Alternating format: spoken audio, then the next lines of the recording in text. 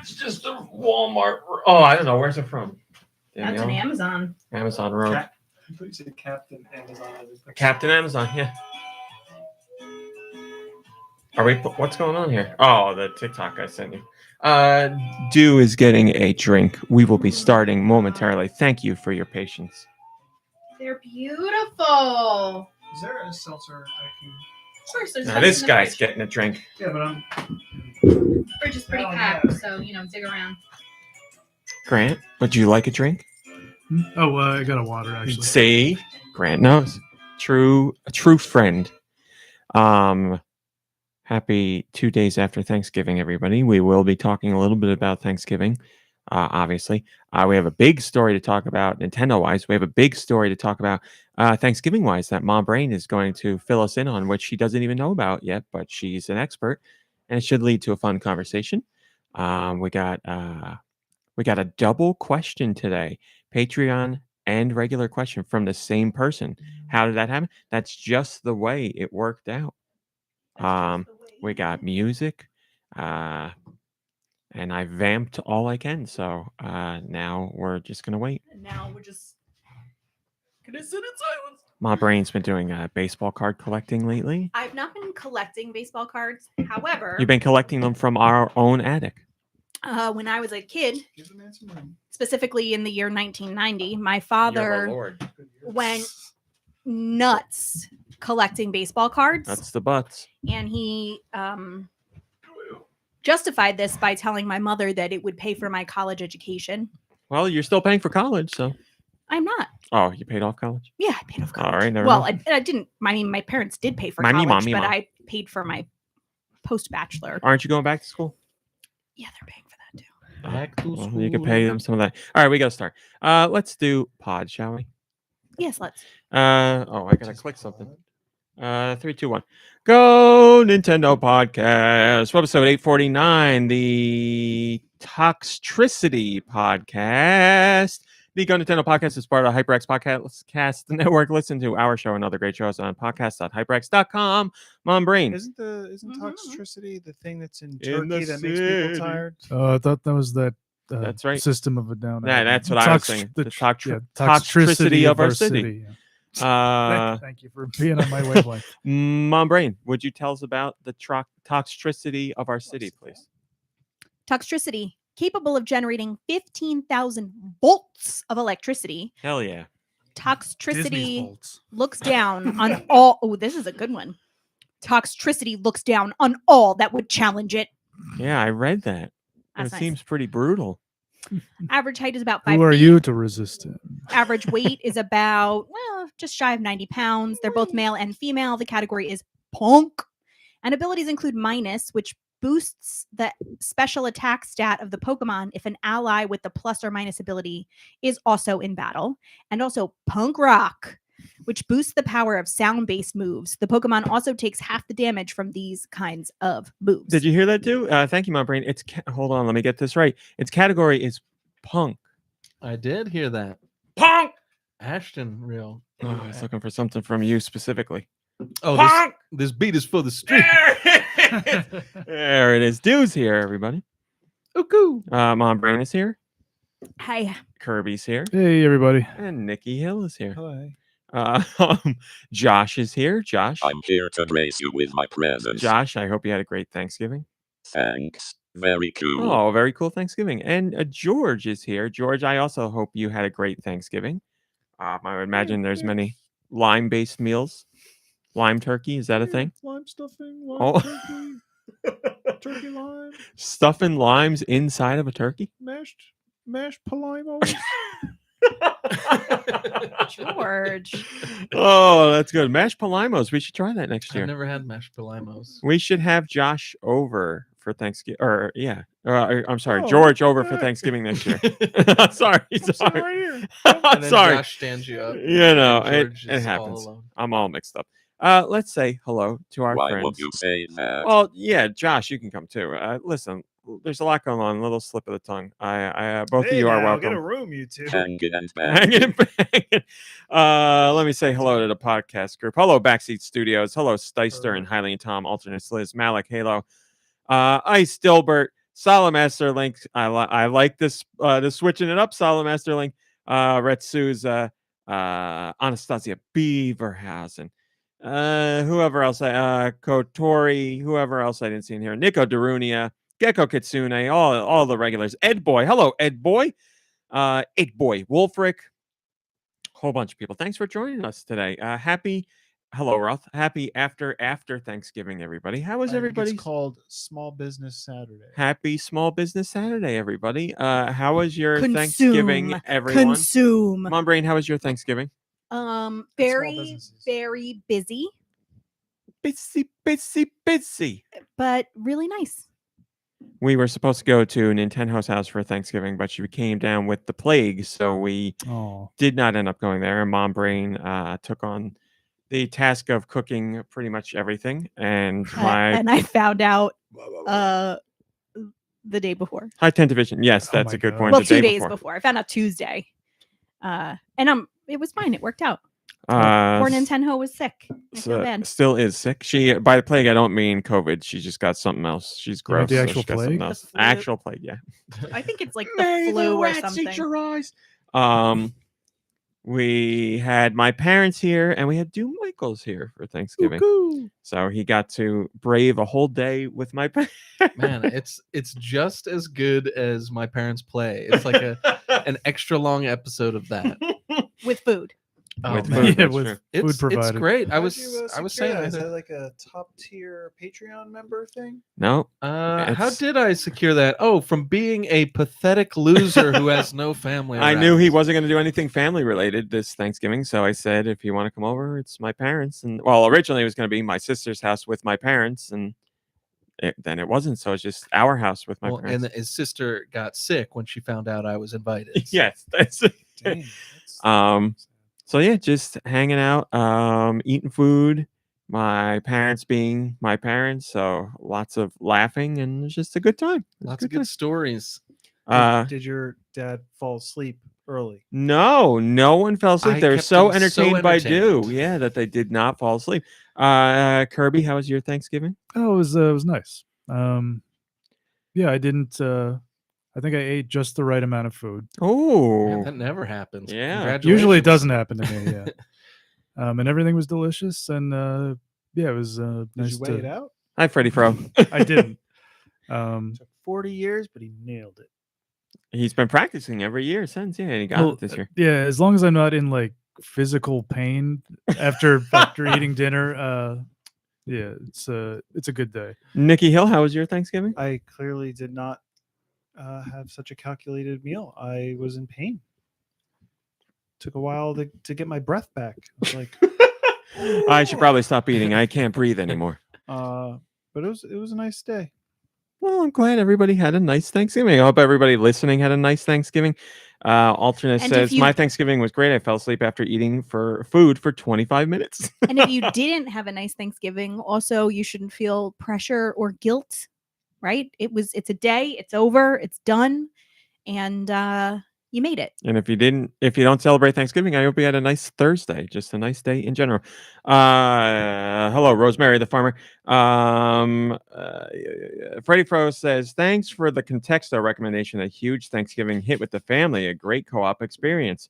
That is great. I'm glad you enjoyed it. And yes, that seems like that would be a fun one to play together if you're not all We competing played at against one another. school, which is kind of fun. And does it go well? Yeah, I have a student who I was like, all right, look up synonyms. Like when we got close, whatever, I forget what the word was. We got within like 2 or 3, and I was like, all right, Google synonyms for this word. So it was like a great opportunity for like, other skills. Yeah. Which was nice. Hylian Tom says, spent Turkey Day playing Mario Kart with the nieces and nephews and then napping while watching MST3K. That sounds great as well. Anastasia Beaverhausen says, we were on strike on Thanksgiving, so I took some super long naps. Nice. That's Actually, I'm on the board of education for my local school. Toot toot. And we get like weekly updates from the superintendent. And this past week, it was a quick one, and they had to close school on Wednesday like at the last minute because a pipe broke and like was spraying water and like the heat wasn't on. Gravy. And I was like, what a great like accident and what a perfect day for it to happen. Like the Wednesday before Thanksgiving. Parents were probably like pooping themselves because their kids were going to be home for, you know, more than they expected. What do parents like least when their children are home? That's right.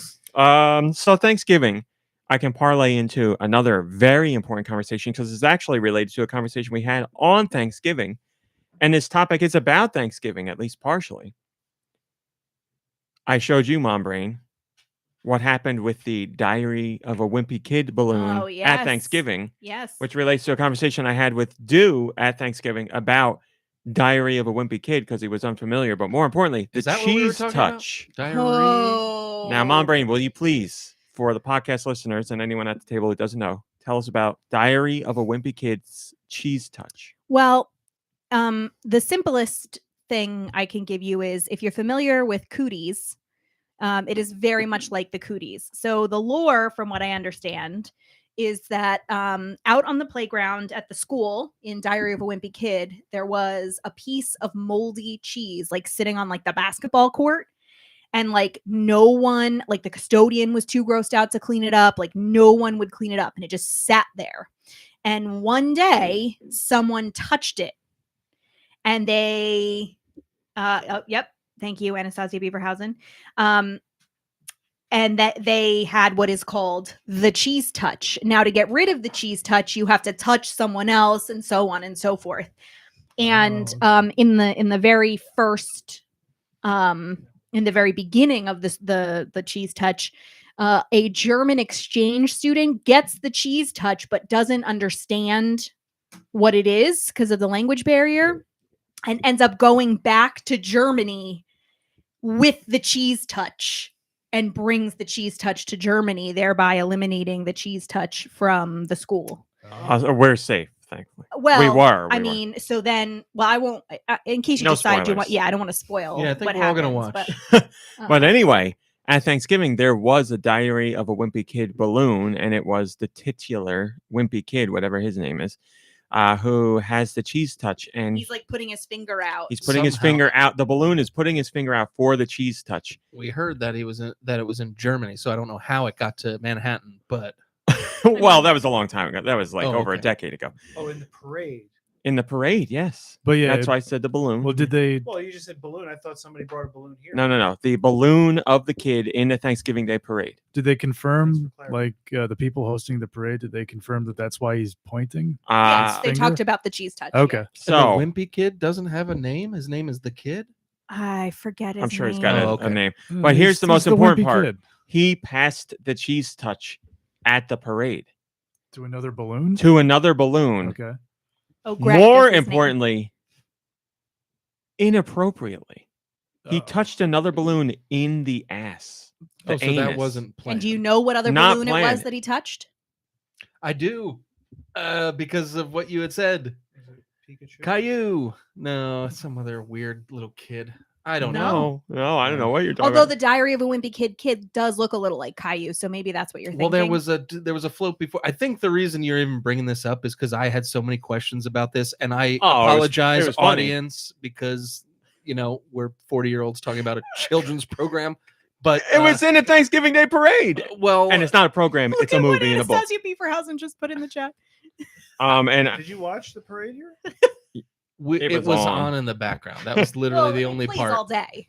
Oh, it Like- does. also, I didn't find out the story I'm telling you. I didn't find out until afterwards, but I'm bringing it up because we talked about it on Thanksgiving. So Okay. Oh my god, Um, there's photographic evidence of it in there the it is. chat. There it is in the chat. The moment it happened, he cheese touched Grogu in the anus. Grogu. No. Yeah, there like it is. up his little There robe. it is, right in his ass.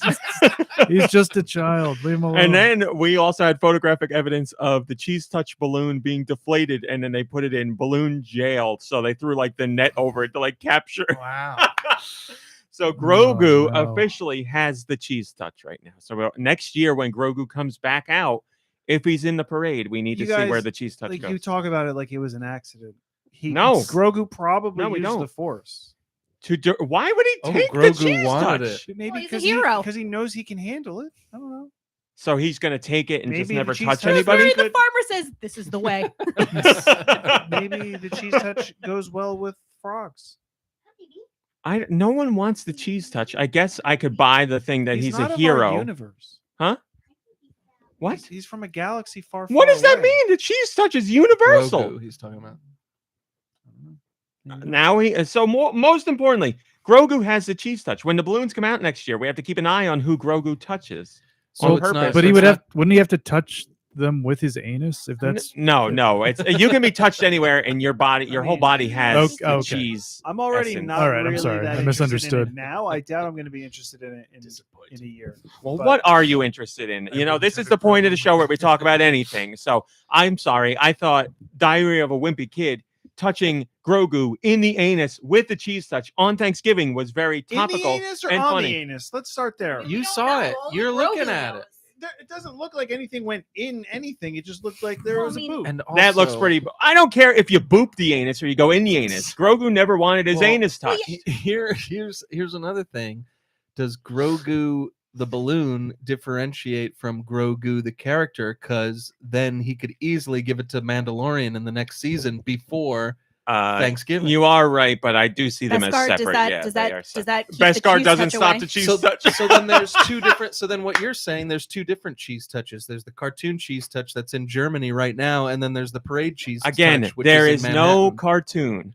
It is a book series and a movie. Mom Brain, I believe, was Does it talking about the matter? book Like, series, but like, the book. Can you actually your way out of this paper bag? Well, for me? no, you're talking about them being different, and you said the cartoon one, which doesn't exist. Okay, so the book and the movie version, the literary the wimpy kid? the cheese touch See- is now in Germany. Well, yeah. But there's a parade version that only you are dictating is allowed to be given to. Well, here's how I random see floats. it. The book is real. The movie is an adaptation of the book, so that's all acting, and that's just recounting the tale that happened in the book.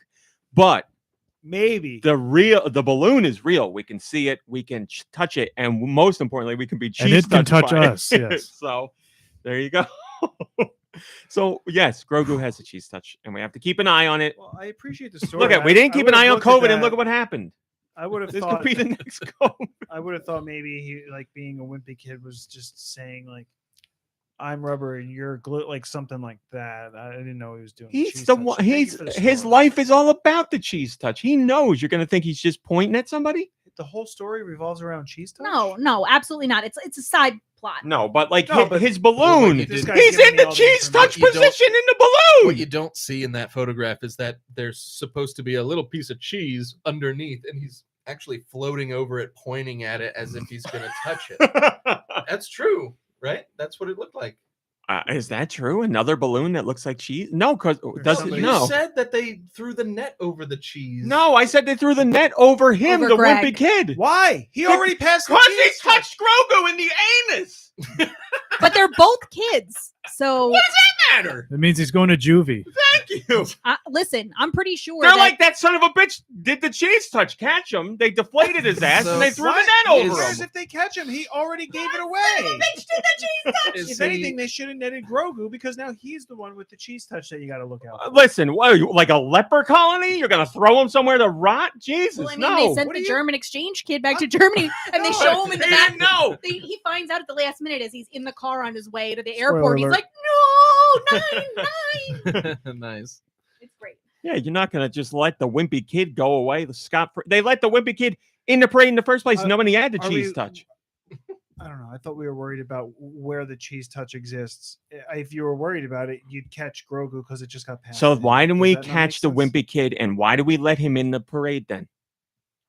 I don't know. Exactly. I was never asked exactly. To let if we I'm could not, let him in. I'm or not not, so asking you those can't blame questions. me. I'm trying to just understand the outrage and excitement right now from Is he- you. Like, Because what do you mean? Because this asshole touched Grogu, gave him the cheese touch. Maybe you shouldn't use asshole. Oh yeah. I'm sorry. Yes, it's so not in this, not with this subject matter. It's a very serious topic. Is he Dr. Wimpy Kid now? Why? Because Oh, because he touched. Oh, I got you. Forget it. I thought you were also relating to something else we talked about on Thanksgiving. Doc McStuffins, Oh, who was also in the parade. That's who they should have brought the Grogu. Maybe Doc McStuffins could cure the cheese touch. Was Doc McStuffins the other thing that I was like, what is this? How Yes, do you know what the this is? small And you- girl balloon that was Yeah. wearing the medical jacket. Yes. Amazing what this guy knows, and he's never seen an episode or a movie or I've a seen book of it. seen some episodes. Yeah, and I've seen some every episodes. episode. Oh, now he's seen it. Seen Okay, on every- Thanksgiving seen he it. didn't see it. No, But- I've seen Of- episodes. He's had a very busy Of Doc couple of days. McStuffins? Yeah. Oh, okay. I have. I'm trying to remember where I saw it. It was with like little kids who were watching it, You but love That's kids, what I so That could have assumed. been any time. it was. Did I you would know think these it's kids? family. It's got to be Okay. family related. Can we I get Doc just don't know. McStuffins to look at Grogu, give him a once over? and- That's what we should do. Yes, that's what should happen. If anybody's going to be able to help Grogu, it's going to be Doc McStuffins. So, I'll talk to my people. I'll get them on. There it is. There's the piece of cheese. Dude was right. Dude was right. And, I've never heard anyone say Oh, that before. look at Thank that. you. Yeah. There Yeah, is a there's piece the of cheese. cheese. Well, that's a Wow, big look at piece, that. too. We were watching Did you that watch- together. I did you can't watch believe the you didn't parade? remember that. Now hold on a second. He didn't watch said the parade. they He only threw. He no, said this is like pornography. You only watch the short clip where somebody's getting poked in the butt. he said they deflated through the net on the piece of cheese, which That's is what I- incorrect. But that's I what I was thought you wrong. had There said. was a piece of cheese in the parade. So, And what as really- Division says he didn't even touch the cheese yet, so how do we know that? he's just got a poop finger. We don't know If that. you- from this No. angle, it looks like he wants to touch the cheese and that he might even like it because his tongue's out, like like it's going to be tasty to him. So, So he's a freak. well, you said it on me. You're the one who knows the character. I'm just saying, it doesn't look like he's too worried about this cheese touch if he's getting that close to the cheese. Well, gotta I make some don't- money. I don't know. You gotta make some money. He's like, whatever. I'll go with this cheese touch thing. If it keeps the money rolling in, I'll I run with it. appreciate that there's actually cheese here because then it makes a little bit more sense. Not really a lot more sense. Attention to but a little detail. more sense. Well, some making kid just floating through New York City like this doesn't say a whole lot. But when there's cheese there, oh, he's going for that. now. Hold on. Oh, so you're saying if you didn't know anything about this at all and you saw this guy floating and the cheese on the ground, you'd be like, "Oh, I get it. These two are together." Just want to clear that up. Well, I mean, he's clearly going after Because the he's cheese. pointing and looking at it, I would say that they're together, but like I wouldn't know why. Yeah. I wouldn't would know think why. that he just Oh, likes this makes cheese. sense. I'd be Yeah. like, oh, it's like Garfield and lasagna. He's Yeah. a kid who loves cheese. Yes. He's a kid that loves moldy He's cheese. he's like the new Urkel. Like Urkel. Moving on to a Nurgle. completely different related But why subject. would we want to move on? I mean, I'll talk about cheese touch all day long, but over on Patreon, I said this is going to be the first year for GoNintendo, where we do an awards thing. Like I'm going to do awards for games, and the resounding response on Patreon was, "Please make this a podcast episode, and please make sure the podcast crew is involved." So I'm here to ask you guys. We're going to have awards for games. Now, they will be some standard awards, like Game of the Year and stuff like that. But also, I'm taking suggestions for awards that aren't typically given out, like categories and topics that are fun or at least interesting.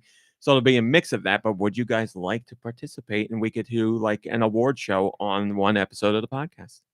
I think it'd be great. I just I don't play every game that's out there, Well, so- yeah, it's gonna have to be. I'll get together the list of categories, and then you guys will have the categories, and you'll make your choices based on what you played. We're not going to do nominations or anything like We're that. making but- the choices, though. Almost seems like a poll should take place where people can vote. Then, right? Like the people on Patreon could vote for it. So you're saying you want this to be not our choices, but the people's choices. So we make the categories, they vote. I like that I can do that. Yeah. because then we're surprised. Well, then forget it, too. It's going to be the people. All right. No, How am but I we're- doing this? No idea, but I'll look into it. It just because, like you said, like Who picks? if it comes out, it's up to us. I played 4 things. Now hold this on a year, second. like, I'm Who not- picks the games that are nominated? We do. leave it to the people?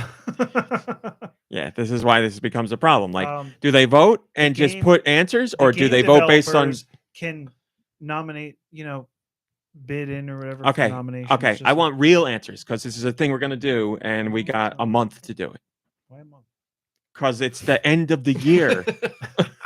Jesus. So you're saying you want the people to vote. Now I need to know how we know what they're voting on. I don't know.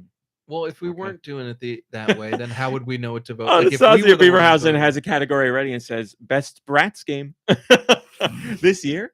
There's one that came out this year. I know that.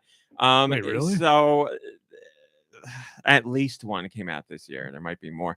I guess I got some thinking to do to figure Otherwise, this out. I mean, make up the categories for yourself. Vote for them yourself. No. What? Make up the categories yourself? What are you talking about? I'm just saying, like, if it's hard to I don't know, work it out, figure it out. It's hard to Have do anything, everyone- so everybody make up your own thing and no, we'll just you read just them. do it because Yeah, like, I know. I'm how doing many, it. How many games have you played? So you're going to be voting for a bunch of different things that like none of us have played. Like, so it's just a weird thing to. I thought I wasn't voting anymore. I thought this is a people's vote. I'm just saying. I don't know what's going on anymore. Didn't you hear him? He told you to figure it out. Yeah, right. Here you go. You just figure it out. I will take nominations for categories, I guess. If you have category suggestions, you can drop them on Patreon, I guess, and I'll look through those. And then as far as games go, I don't know.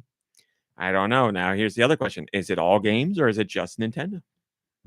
Well, I don't know. Well, it's It sounds Switch, like a lot to bring like, up all on the a Switch. couple days you'd before think. the end of the month. Well, and we this only is have why one I was month. going with us because there's only 5 of us and we can easily handle that. But now it's the people, so I don't know what to do. I mean, if you just want to say, you just say a list of the games you enjoyed. That's it. Yeah, and that would defeat the whole purpose of doing this. Well, it'll buy you some time. It'll buy you a whole extra year for the next one. Yeah. I should have never brought it up. I should have just done it and been like, all right, we're doing it on an episode. Well, we're doing some kind of awards, and I guess it's going to be you guys voting. And if I had to guess, it'd be on Twitter. I just don't know when or where. I'll obviously let you guys know the details about that, but it'll be before the year ends. So I'll have to put some more thought into this. But we're going to have our first awards, and if anything, if this conversation is an indication of anything, it will be a disaster. So something's going to happen, but we'll figure it out. I mean, No, go ahead. as is with this conversation, if I'm not involved, it won't be a disaster. So Also, I've been I'll hearing a just lot show up. lately. Please speak louder. You specifically. You are very quiet. okay. I mean, when you look at me speaking into the microphone, it's definitely audible. Now you speak and you watch that thing. Hi, this is me speaking. The microphone is up to my mouth, and I'm speaking. This is me speaking. You gotta have a radio. Like when I'm talking louder than I would normally Okay. talk. You gotta have a more radio voice. Okay. Okay. And then finally, one last thing, and it is video game related. Pokemon Scarlet and Violet are out now, and people playing through the game have come across a word that they don't understand because they're not up on slang. It means pocket. But you guys know it. Oh, Cheugy. It is Cheugy. Is it? Yes, it's All Cheugy. right. Wow, Kidding. did you not read that?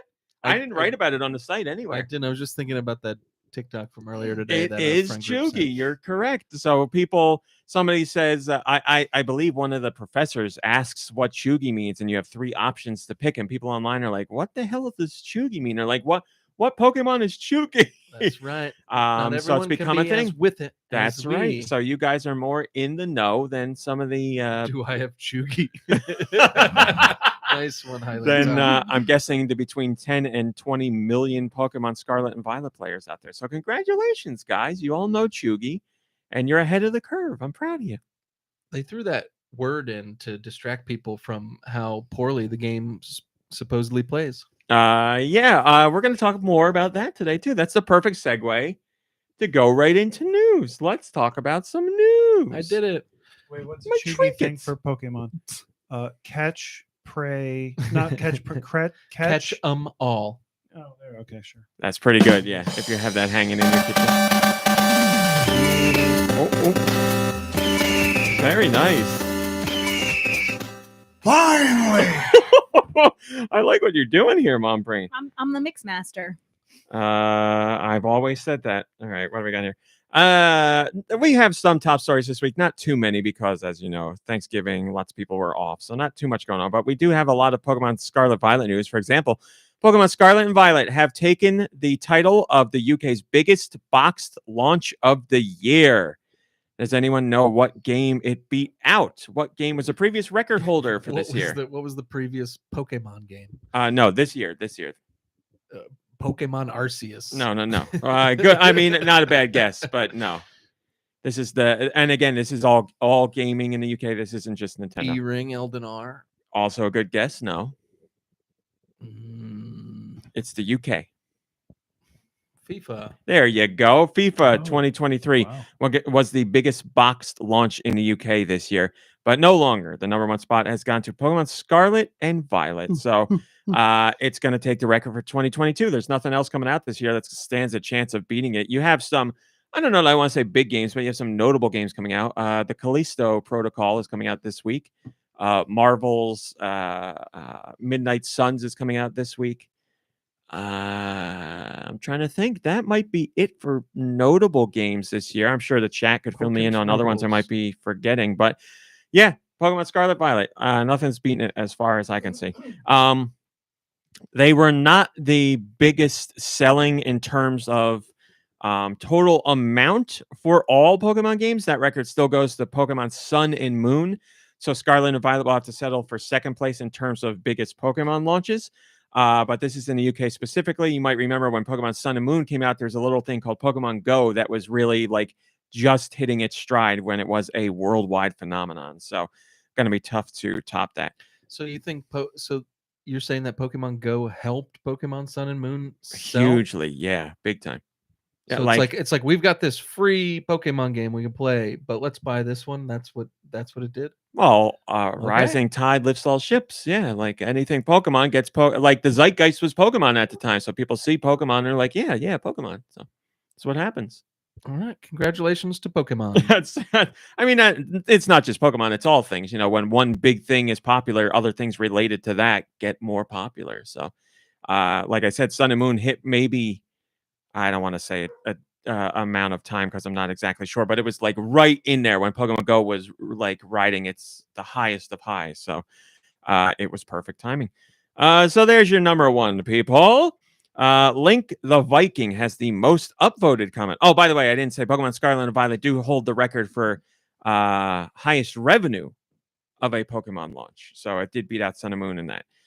Link the Money Viking and says highest regret rate. we're gonna get into that. Patreon didn't regret it at all. Yeah, we're gonna talk about that. Link the Viking, most upvoted comment. They say pretty crazy that Scarlet and Violet are pacing Sword and Shield by that much.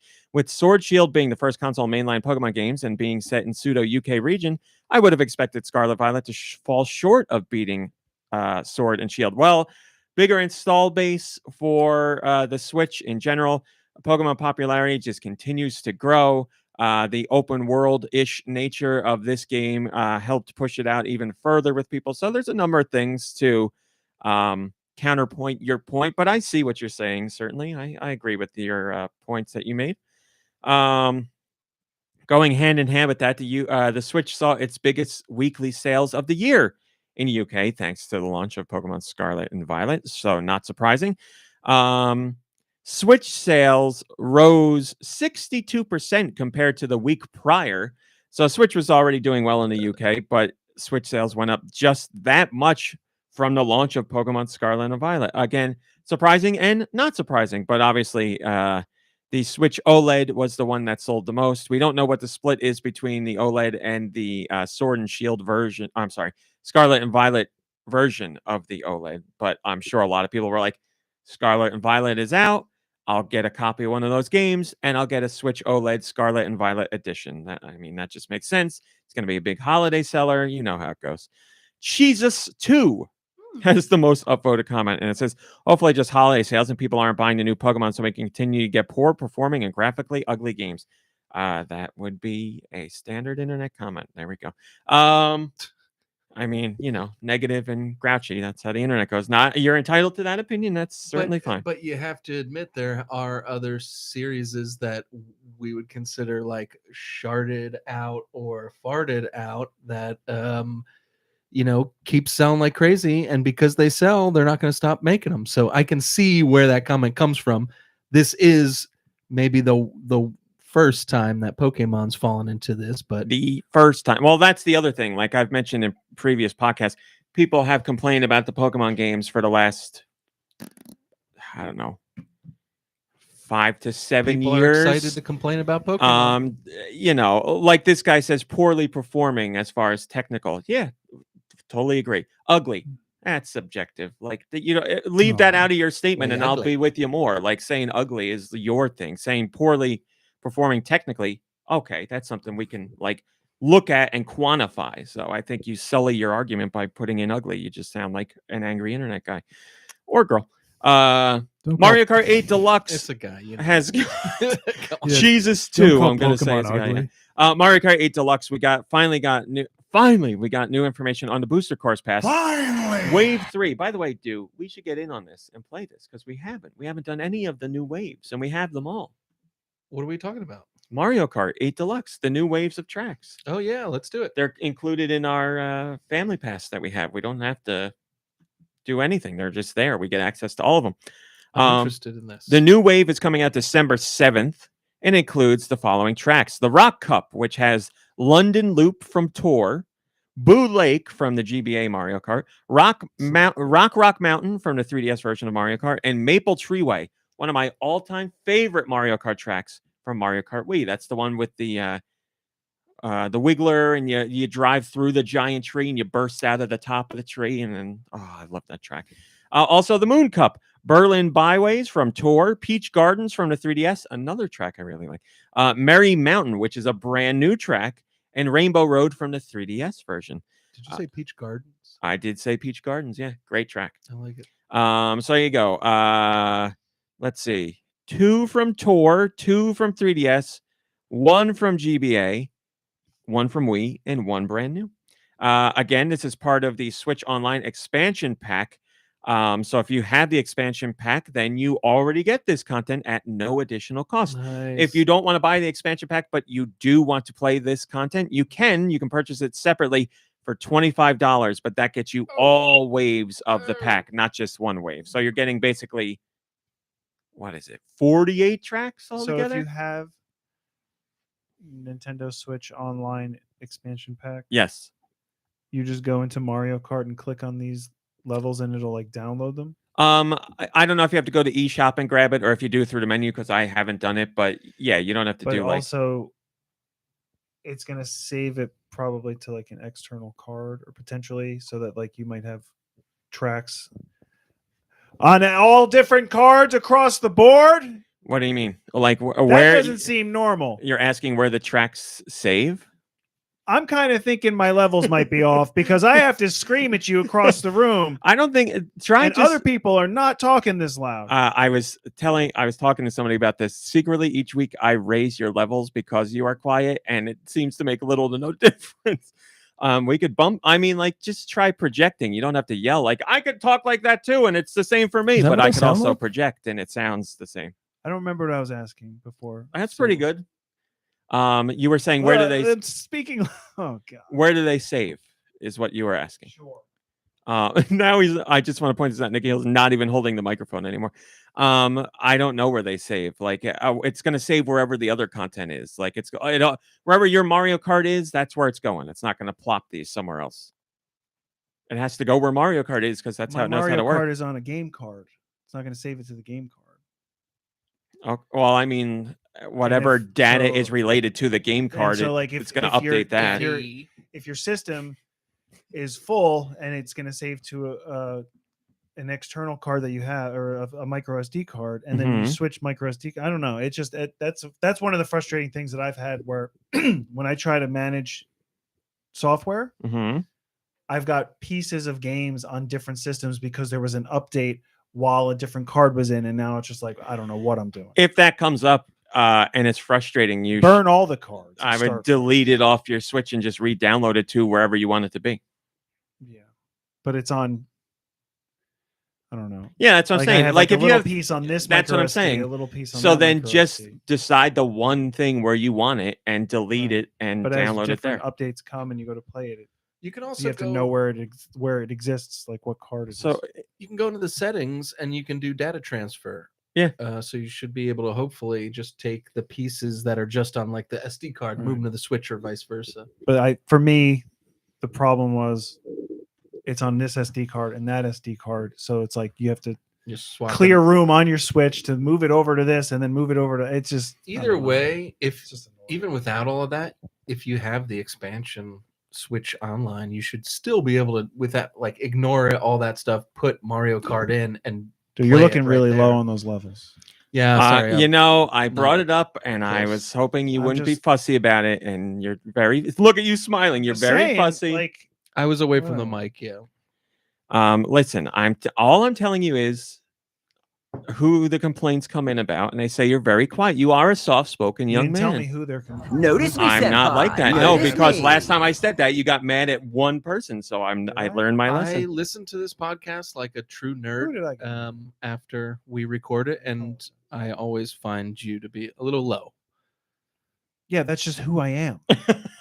Ice Dilbert says, I think I'm going to upgrade to the family plan and loop in some family members and also go to the expansion pack, mostly to get the Mario Kart levels and some Animal Crossing. That's what I did. Nikki Hill is on it. Deux is on it. I'm on it. My mom's on it. And the rest are filled out by friends. So, yeah, the it makes rest. a deal. It makes a great deal. It's like less than $8 or roughly $8, something like that. So if you got the people, yeah, $8 a year, that's if you an have insane the offer. means, I highly recommend. Or picking you one could up. do what people do online, and if you're comfortable with this, you just like find a group of people on a forum or online, and you're like, hey, let's all work together and whatever. You Venmo me your $8 once That's a weird. year. Don't and- promote that. That's weird. No, I said if you're comfortable, and it's not weird. It's different. I wouldn't do it. That's You wouldn't different. do it. Don't promote that. But again, if you're comfortable with that, that is a very common thing that people do. Stay It's not away something from I would do. strangers.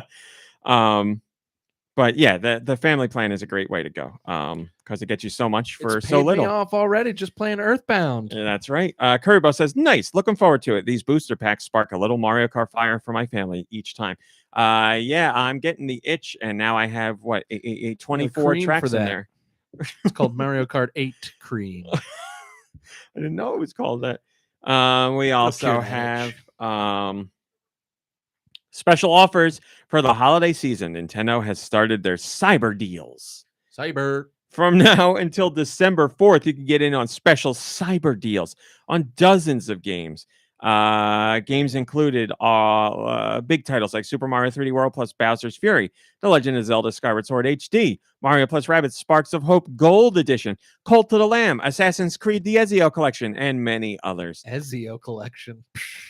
It sounds like someone who's never played Assassin's Creed in his life. What's his name? Ezio Auditore. Oh, sorry. I said it as an American, not an Italian. It's okay. That's who was in the first game because that's the only one I played. Oh, Altair. Altair. Altair. So that's all I know, and I don't know his name either. That's all I Okay, know. so included in the deal I don't is know. Assassin's Creed: The Ezio Collection. Better. gotta do this. I mean, Molto bene. lots of great games in here. Astral Chain, Bravely Default 2, Capcom Fighting Collection, Castlevania Advance Collection. Like I said, Cult of the Lamb, Dark Souls, Disney Dreamlight Valley, Demon Slayer, Fire Emblem, Luigi's Mansion. We got a Leighton game in there. Neon White is in there, 20% off Neon White. Wow, that's a good game. What's that, like $18? I don't know what that is. It's a good question. But it's 20% off or whatever it is. We got the new Return to Monkey Island is in there. You can get 10% off that. Sonic Colors, Sonic Origins, Teenage Mutant Ninja Turtles, the Cowabunga Collection. That's a whole bunch of classic Turtles games in one package. 30% off that. Here you go. The Elder Scrolls 5 Skyrim is 50% off right now. And many others. So there you go. Great deals. Only until December 4th. Great time to take advantage of them. Steister says, love me some cyber deals. Well, then there you go. Hop in and hopefully you found something worth your time. Love animals. Stupid. As we were talking about Pokemon and people being upset about the technical performance, That's we are marking this as a rumor because A, it is not a company-wide thing. B, it is not a mandate. I want to stress that. But some people have gotten refunds on their game if they purchase them digitally. They call up customer service and was like, listen, I'm not happy with the performance of these games. I feel they are technically not up to standard and I would like my money back. And if you get the right rep and argue your stance passionately enough, you could potentially get a refund. And I want to stress, This happens with every game. This is not a Pokemon Scarlet Violet specific situation. People do this all the time with any game. So again, you can't call Nintendo and be like, I heard you're giving refunds on Pokemon. They're not doing a mandated refund on the game. This is just if you are that annoyed with how the game runs, you can try your luck and call Nintendo's customer service. People have gotten refunds, but you are not guaranteed a refund. So good luck to you if you want to try it, but I can't guarantee you anything.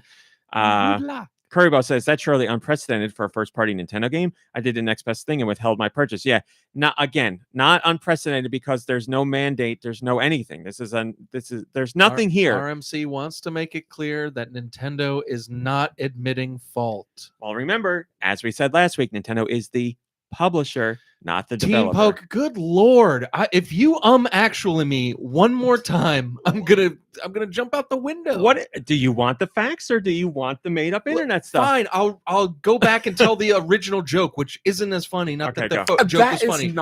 So Team Pokemon, Kevin RMC wants you to know that Team Pokemon's not admitting fault. There you go. That is correct. Hilarious. Yes. Well, that's the truth. That's the case. Yeah. As long as you make it we clear, don't- my friend. As long as you make it We clear. don't want the truth. We just want jokes. okay? Well, all right. If we just want jokes, then go right ahead. Thank you very much. about time. Listen, if you want to dogpile on somebody, dogpile on Pokemon Company. They are Game Freak or Creatures Inc. There, go after them. Now, Nintendo certainly plays some part in it. They are the publisher, but they are not the developer. You know, if The Legend of Zelda Tears of the Kingdom came out and was technically unsound, dogpile on Nintendo. They're the ones doing it alongside Monolith Soft. Like, crap all over them. Well, I guess my thing is, Cyberpunk comes out, and rightly so, we crap all over it. You and I. CD Projekt Red developed and This published. comes out, and you refuse to crap on it. I mean, you'll report the news. but you Pokemon won't say Scarlet anything and Violet bad is about a it. technically unsound game. It needed more time to be developed. It is in very rough shape, and it is not up to snuff of any Nintendo's first-party games.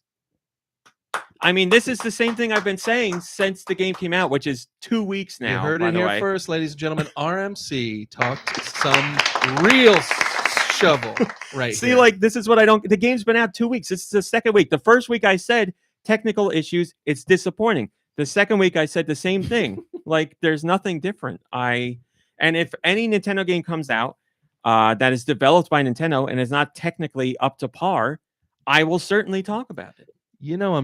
I'm just getting you. I know you are, but I know other people listening are like, That's the best that's the part. thing. The ones who Because agree with me. people think it's going to be an actually situation, but the people who think that don't know their Nintendo, quite honestly, because then they think Nintendo developed, and Nintendo may have played a part in development, but they are the publisher. Game Freak, Creatures Inc., and Pokemon Company. Those are the ones who are developing these games, because let's put it this way. If Nintendo developed these games, they wouldn't be that technically rough, because everyone that follows Pokemon seems to agree Game Freak, Pokemon Company, and Creatures Inc. aren't attuned to console development yet, because they did portable development for decades, and now they are speccing up, and it's moving too quickly. It's an environment they are not comfortable in. So the next Pokemon game, mainline one, what they should do is bring in a partner company, maybe work with Nintendo. I don't know if Nintendo would do that. I'm sure if Pokemon Company had their choice to be like, hey, Nintendo, can some developers come over and help us do this? But partner up with somebody, work with another company and make it up to snuff. If Nintendo were involved with production, then they would only have a Pokemon game once every 6 years. So they can't do that. They still have to do it every year. So again, joke. It's a joke. Yes, I get it. It's a joke. Pokemon games are every 3 years. Oh, okay. Just want to put that out every there. Spin-offs in between, Spin-offs, sure. Ladies and gentlemen, spin-offs. Spin-offs. Spin-offs very that much look so. and play exactly like the original as well. Well, Actually, again, those other games are again, spin-offs. if you go look at the Pokemon Legends Arceus versus Pokemon Scarlet and Violet, I think you'll see a very different story there. Do you feel Factually, do you feel mentally drained after having to do this jump on the through- internet all week and then do it with my friends? Yes, the answer is yes. But anyway, I already read the comment. Sorry, I'm a little drained and not paying attention. Moving on. Oh boy, here's another one that I got. You know what? Moving on. Whatever. I won't say anything. I'm not getting into these specifics, but boy, oh boy, did I get raked over the coals this week on Twitter. Ooh. And I was like, just trying to have a nice, relaxing week.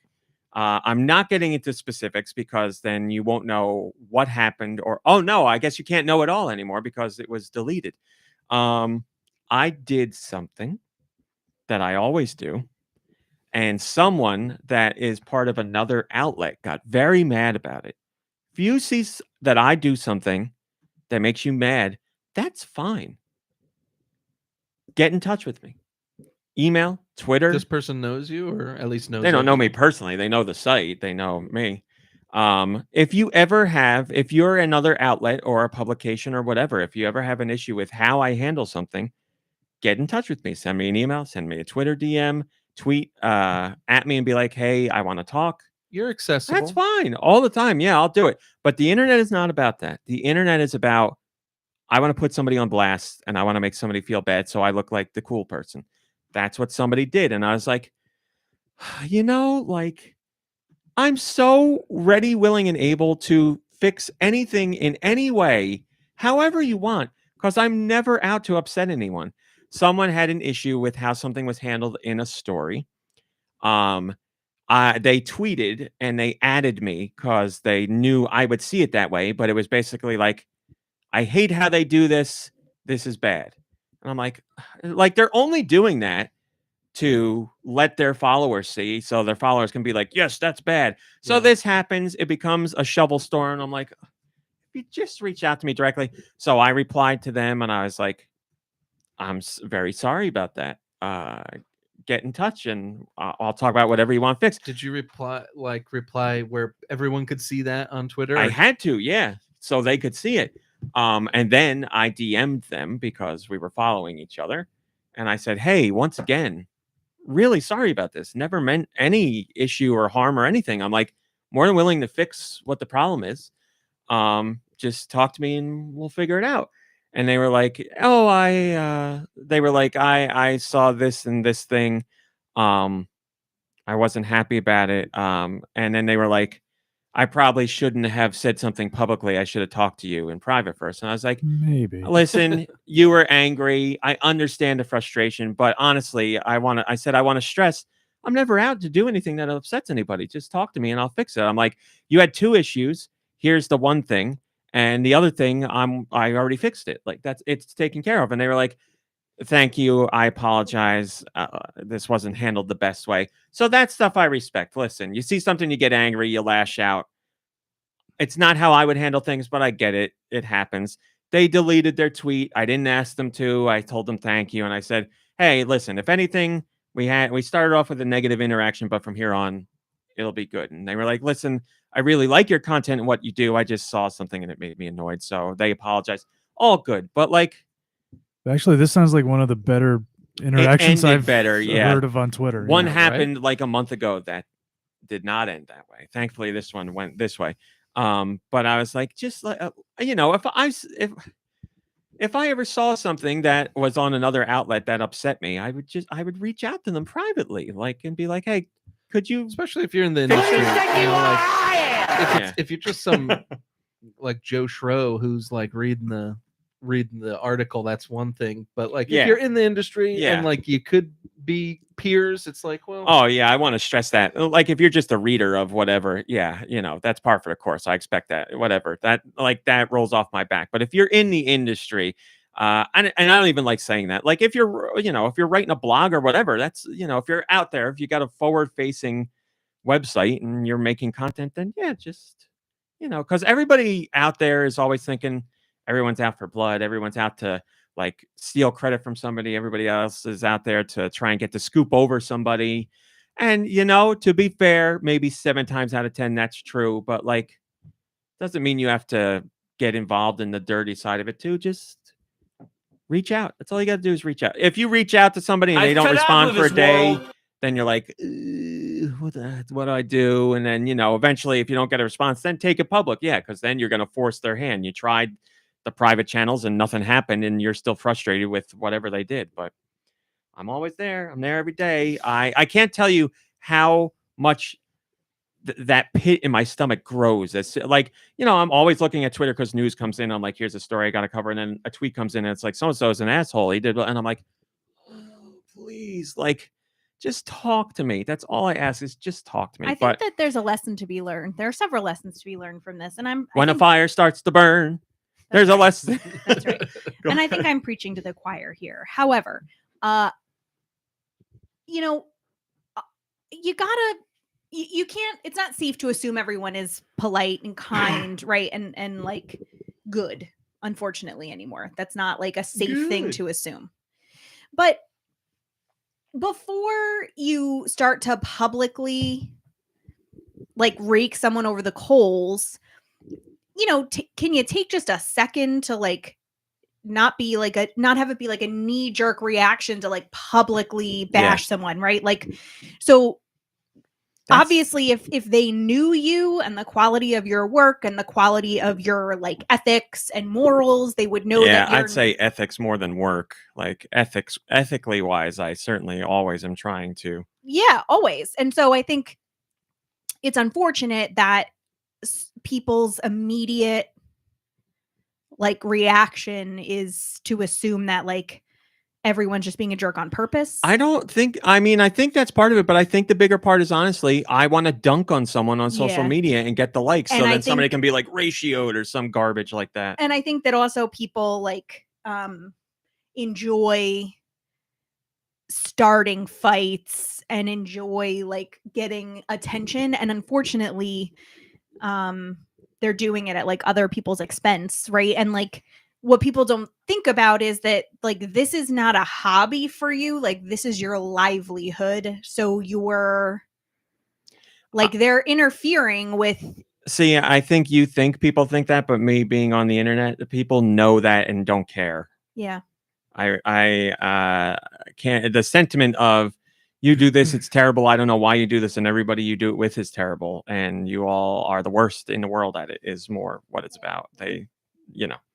But that's the internet. Nobody ever goes to a comment section on any website and they're like, "That was a good conversation. I appreciate what I learned here." That's the one thing that it's just how we are. Like, for instance, like reviews, like some review, you're more likely to leave a review negatively than positively. Like, I'm sure if you have a bad experience, people are more like to go and leave a bad review than if they get a good review. And that's what gets people reading. Here, like, this person was like, really love the content that you do. This particular one got to me though. And it's like, well, why don't every other day you go on Twitter and be like, hey, this is a great story from GoNintendo. Yeah. You wouldn't do that. Yeah. Even if it was publicly where let's say they were like, normally I'm really a fan of GoNintendo and what they do. Just, I wish they handled this story a little differently. If they put that publicly, even then, I'd be okay with that. Me personally, I would still reach out directly, privately, but something like that, I'd be like, okay, it's a, whatever they call it, a compliment sandwich. Yeah. So you get something nice in the beginning and the end, and in the middle is the complaint. So, it is what it is. It's just like I said, 2 of these things happened in the span of a month, and one of them was horrible. And the person was horrible. That one. Yeah, I'll tell you later. I'm not talking about it publicly. Something that we kind of like share when we're talking to like older kids about like handling that kind of stuff is we always try to remind them that like, you have to stand up for yourself and you have to take care of yourself, but also keep in mind that like hurt people. Yeah. And so like people who behave in that way, like that's maladaptive behavior, right? Like that's not going to get you meaningfully far in the world. Like at some point that's going to be ineffective because you're going to isolate yourself from a lot of people. See, I don't know if I agree with that when it comes to online, because online, the negativity. Fine. The point is you're so far removed. But but when it comes to like online, I'm not saying that you can't have like meaningful and fulfilling relationships with people online, but I think that humans also require actual like analog interactions with each other, and I can't imagine a person who behaves that way in their digital life doesn't also carry that over into their analog life. And so I don't want to say like you can feel better knowing that they're miserable humans, but what I will say is that like that's really maladaptive behavior, and it's not going to get them far in the world. Well, usually I would agree with you, but I don't. I mean, let's look at just on face value. Look at how many horrible people are extremely popular. I like. But so what? So what is popular? No, I mean like Like- popular. I don't mean like everybody loves them. I mean like they are successful. I mean, successful. So quantify successful. Well, unfortunately, they have influence over other people. Yeah. Yeah, that's what I think the issue is, because That's why people dunk online. how many people follow this person, have never heard of GoNintendo, read that tweet, and were like, "Well, this is hard. Like, I hate this GoNintendo, whatever That's it is." what it is. Yeah, it doesn't matter. Listen, they see that this person says it's bad, and they're like, "Yes, this is bad." That's it. No one's looking into any. I shouldn't say no one. Very few are looking into anything. It's the same thing as a headline. 90% of people read the headline and they're like, "I can't believe this. Yeah. I can't believe this happened. Like, I can't believe they did something like this." And the very a small sliver of the internet actually reads further than that. I mean, that's why sites like Reddit are so popular, because it's a site of headlines. I'm not knocking Reddit at all. I think what they have is very interesting, but it's a site of headlines. How many people are clicking over to the article to read? The vast minority of people are doing that. So Yeah. it is what it is. But anyway, moving on to a story that will have negative comments, I'm sure. Microsoft is trying to buy Activision, and it's not going well for them because Sony is saying, "Listen, you can't do that because of Call of Duty, baby. We need Call of Duty." And other organizations and bodies are looking into this, saying, Call of Duty, bro. "This might be too monopolistic. We don't know if this is the right move. We don't know if we're going to allow that." You know, government regulations and bodies looking into this, that's fine. Sony being like, "We need Call of Duty." That's, you know, whatever. But so that's been Sony's argument. They're saying Call of Duty, we can't let Microsoft do this. It'll ruin the PlayStation ecosystem. And Microsoft's like, that's really not the case. But this time around, Microsoft is fighting back against Sony by saying that Sony's view of Nintendo is wrong, because Nintendo actually offers a broader range of mature content than Xbox does. Because Sony's been saying, like, listen, Nintendo is in their own side of things, and they aren't catering to the same market they are. Where Microsoft's more like, listen, we're all making video games here, and your mature point doesn't even make any sense because Nintendo's got more mature games than we do. So Sony's statement, or I'm sorry, Microsoft's statement in particular says, the issues statement suggests that Sony is Microsoft's closest competitor in gaming consoles. By contrast, the issues statement contends that Nintendo offers differentiated hardware and content aimed primarily at a different or more family-friendly customer segment. The suggestion that Xbox and PlayStation and Nintendo are not close competitors is incorrect. Nintendo offers a broader range of mature content than Xbox. Nintendo's mischaracterized as being predominantly for families. Such a characterization neglects the fact that more mature adult games are available on the Switch and are actively marketed, including on Switch's YouTube channel. These games include Apex Legends, Witcher 3, Doom Eternal, Wolfenstein 2, Cult of the Lamb, Nier Automata. This is a statement from Microsoft. Yeah, Alan Wake Remastered, Crisis Remastered, Outlast, Little Nightmares, Five Nights at Freddy's, and Life is Strange. Yeah, Sony's basically like, Nintendo only does family-friendly games, and that's it. They don't have this other stuff where Microsoft and Sony complete. Microsoft's like, that's not true. Nintendo has their family-friendly games that they make, but Nintendo's ecosystem has all the other stuff too. Now, was that true during, let's say, the GameCube era? They had some of that, but not nearly as much. Was it true during the Wii era? I would say to a much lesser extent. But when you look at the portable side of things, like the DS and the 3DS had a wide range of everything, just like the Switch does. The Wii U, honestly, for as small as its library is, had a more range of everyone to mature content in there. So Microsoft's just trying to say, like, listen, we know Nintendo makes games by and large that are family friendly, but their Switch ecosystem has games for everyone, and they have more mature content than we do. And even Nintendo themselves publishes mature games like Bayonetta. So Microsoft's just trying to be like, hey, Sony, it's not as clear cut as you're making in there, buddy.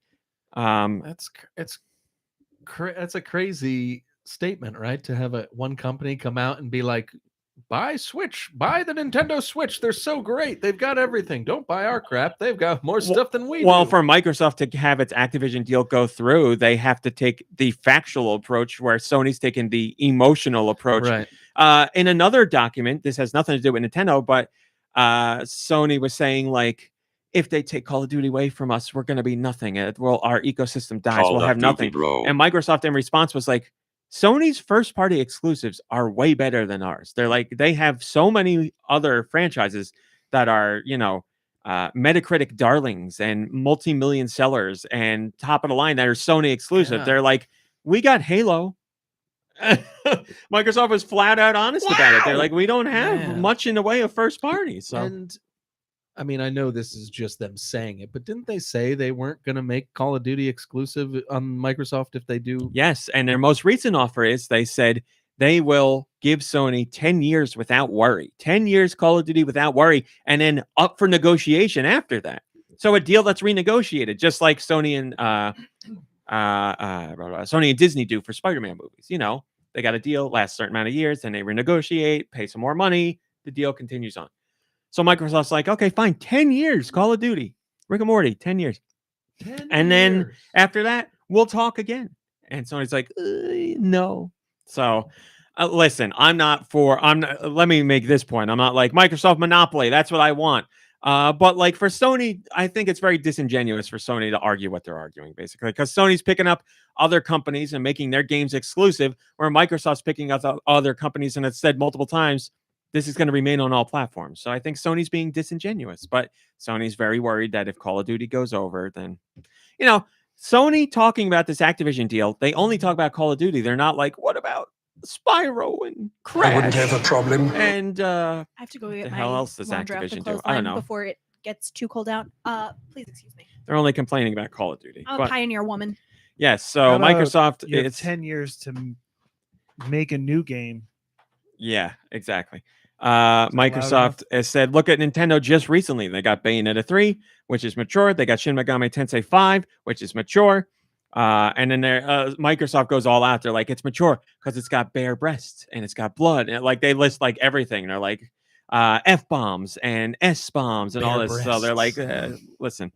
Tendonen says, it's true that Nintendo's family-friendly image is an anachronism, but using that to justify the level of consolidation should earn Microsoft a Teddy Roosevelt trust-busting big stick to the face. Yeah, that's what I'm saying here. I like Microsoft's argument, and I believe in Microsoft's argument, but Microsoft like doing it just because they want to grab Activision, which they're going to spend $65 billion on or something like that.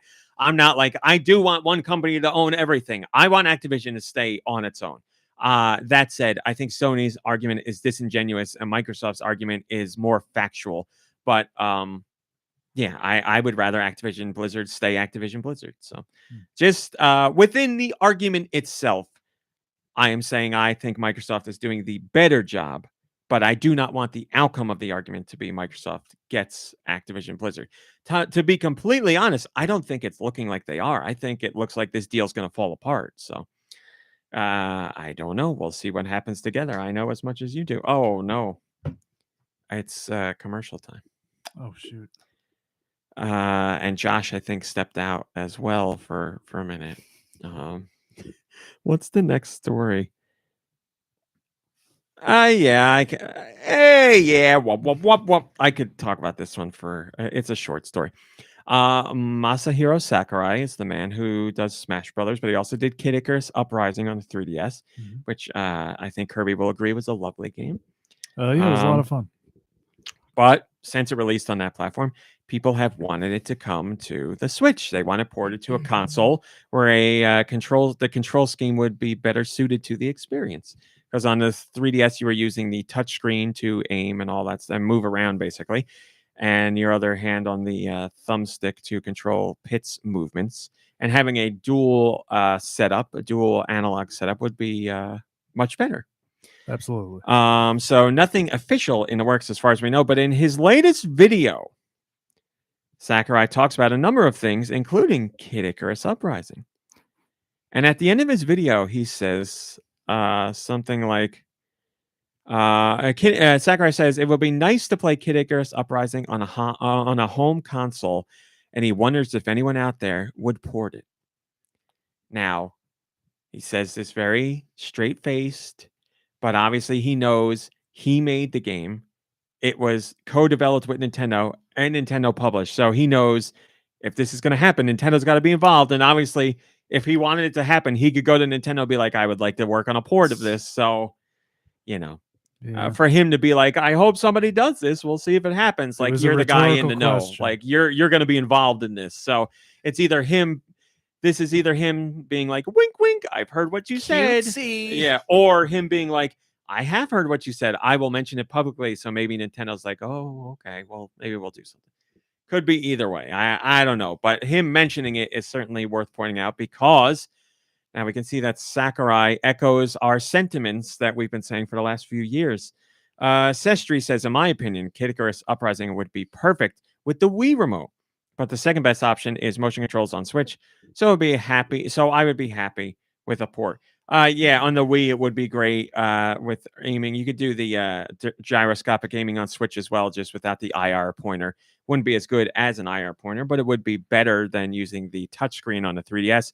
So there are options there, certainly. Let's hope the port happens, because that is one of the few games where I feel a port would be warranted, because it would fundamentally change how the game is played for the better. I think it would be a better overall experience, but who knows? We only get ports of games that whatever. I'm not getting into it. You know how I feel about that. We only get ports of Resident Evil games. That's right, coming up soon. I believe this is the 19th port of Resident Evil 4. That is not a joke number. That's a real number. Obviously, this would be the biggest one, since I guess the game Well, this isn't the came port. to the Wii. You're talking about the one Yeah, that's it's a this is like remake, a remake yeah. now, right? Yeah. See, this one scares me because everything that you've talked about with remakes that you don't like is going to hit me hard on this one. Because like Final Fantasy VII remake, whatever, I'll still play the original. Like I'm trying to think of something else that was remade. I would still play the original. But like this is so, I don't know. Like I think graphics are better. It's over. I think this is going to ruin the original Resident Evil 4 because I already can't play it except the Switch version or the Wii version with the Wii remote anymore. And now that's the definition on it's so horrible. It's over, Johnny's. There you go. That's it. Graphics, baby. Graphics are the future. Because this isn't like it's not going to be a shot for shot remake. Like this is like they're going to switch it up like they did with the Resident Evil 2 remake, which although I enjoyed that, that's not my canon Resident Evil. It is now. Forget it's not it. mine.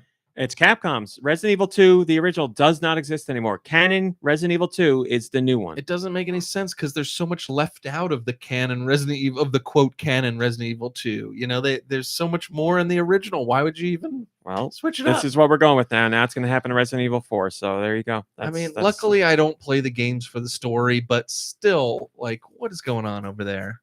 They just know it's going to sell, I guess. Oh, the money. Yeah, he's that's doing what's the going. finger thing. The finger thing means that's the what's going on. Yeah, but listen, Capcom is not dumb because they're like, well, people have for some reason bought this game 18 times, and now this remake will definitely be the biggest selling of any of them. So, and then we'll get Resident Evil 4 remake on every system for the next 20 years. Man, do I have the courage to not play this game? Here's the other thing. If you want to play it, Natalia, I'm not telling you to ignore it, but if you do care about the future of games, or even the future of Resident Evil, might not be the best idea to buy. Here you go. Buy it used, because then Capcom doesn't get any of that money. But I don't even know if I want to. I don't know. It's a whole inner thing. It has nothing to do with you, Arm. See, I know you'd still respect me either way. I mean, I play Games Pass for God's sake. My strong gaming opinions are my own. I would not poop on anybody for what they're. Then I would have no gaming friends because everybody has Game Pass. Like I'm not, or worse. I'm not gonna. Everybody makes you vote with your wallet on what you want, and if you want to play that, and if you're cool with that, go for it. I obviously take the game industry much more seriously to a crazy level, but that's my own thing that I recognize. So, but yeah. It will hurt like 10 more years down the road when everybody's like, all these remakes and the other ones are forgotten. And I'll be like, I know I've been saying this for years now, but it Well, is now what it's it more is. important than ever to save your games, save We- your old games. We Do got to not the trade PS3, anything in. Xbox One era, and that's when developers started to be like, we could remake games and make more money on them, and they cost a fraction of what they used to cost. And Do then it you want to became a make more huge money? thing. Sure, we all do. Mom Brain, Yes. I'm glad you're back. It's commercial. I didn't want to go to commercial without you, but Josh, could you take us to No. commercial, please? Oh God, We'll be right back after a word from our sponsor. I wasn't ready. Give me what? Will he find the information? Come on, I got Monty. I got it. Us. We're the Spirit Hunters, and we're a show that treats Hunter x Hunter and Yu Hakusho's author as the center of the universe. Some weeks we do linguistic analysis. The Chinese meaning of this character is to smelt or refine, but so the changed meaning in Japanese it means to temper. Other times, we get absolutely smashed. So we take one shot every time. Yusuke uses the ray gun. 1 hour later. This is the least coherent episode.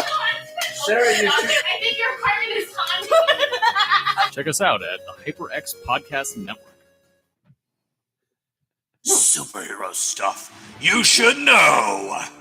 Go deeper than you've gone before into your favorite comic book films, storylines, and characters. Superhero stuff you should know. Part of the HyperX Podcast Network. Hey, are you guys doing any holiday shopping? Norman's on sabbatical on me. Sorry, that laugh at the end makes me think of Defoe. Yes, I am. Mom. See? I'm well, shopping like crazy. if you are, you should go to HyperX's website, because if you're a shrewd shopper, it's about to be your favorite time of the year. HyperX is running a massive sale for the holiday season. Get up to 50% off some of the most popular products like the ultra comfy Cloud 2 headset, the tough responsive Alloy Origins mechanical keyboard, and the fan favorite Quadcast USB microphone. Sales will be going on at all major e-tailers, but be sure to head to hyperx.com and sign up for the newsletter to get the scoop on the biggest deals. Happy holidays from HyperX. Thank you. Moving on. Moving on. So we had the Microsoft story about Nintendo in relation to Sony, and then we have the Sony rebuttal to Microsoft that also relates to Nintendo. Sony says Microsoft is using a strategy to try and make PlayStation more like Nintendo. What do they mean by that? I'll tell you. So this is Sony's responsible. So Sony says if this deal goes through, it'd result in a PlayStation that's more like Nintendo. You might think that would be a compliment, but here's what Sony says specifically. Quote, Microsoft claims that Nintendo's differentiated model demonstrates that PlayStation doesn't need Call of Duty to compete effectively, but this reveals Microsoft's true strategy. Microsoft wants PlayStation to become like Nintendo so that it would be a less close and effective competitor to Xbox. Post-transaction, Xbox will become the one-stop shop for all the best-selling shooter franchises on console. Call of Duty, Halo, Gears of War, Doom, Overwatch. None of that true. Half of that true. As the decision explains, and it would be free from serious competitive pressure. So I don't know how Sony can argue this with a straight face when the Switch is the number one console and it doesn't have Call of Duty. They're like, they want to. Sony's saying we're a more direct competitor to Xbox, and Nintendo doesn't compete at all. You're all making video games. You all compete there. And the one system that doesn't have Call of Duty is the best-selling system. So wouldn't you want to be more like that system? Like They did when they made their motion sensing controllers Yeah. that were just like the Wii. No. Totally original idea. They not inspired by anything. Yeah, remember those stupid? I forgot. They're about still those. around. If you're With the playing ping pong balls. if you're on 'em? playing PSVR, you're still using those. That's the only way to Oh, play. man. Ooh. They haven't done anything since then. Yeah, you have your camera and your PSVR controllers. We're PSVR. We're PSVR. So again, like if you're looking back in the days of, we'll say the Wii, which didn't have as many mature games, that's certainly true. But the Wii U, the DS, and the 3DS, and the Switch obviously are a much different case. So Sony's argument would make more sense if they did it, I don't know, 15 years ago, I guess. At least I could see the pathway there, but now it's I mean, you're being disingenuous. Yes, Stu? We can move on. You answered my question. Thank Okay. you. Top rated comment comes from Vinloria. The horror. Sony might actually remember they're a video game company and not Hollywood, and that just won't do. The true gamers, trademarked. He put a trademark in there, capitalized too. Don't like that. I mean, where will the masturbatory and totally not bought out edge cover proclaiming this is your next console for the be for the PS6 if Sony actually has to bother doing something interesting like gimmicky kitty Nintendo and their cooties rather than spending all their money on marketing montages in front of some ear-searing dubstep to get the gamers rise up pride rolling. Wow. Worthy of an upvoted comment. Good for you, Vinloria. Yeah, like That was a good one. it's Sony. Yeah, you want to grab Sony by the collar and be like, "You make video games. Make video games. Like, what is this? What are you doing? Like, why are you?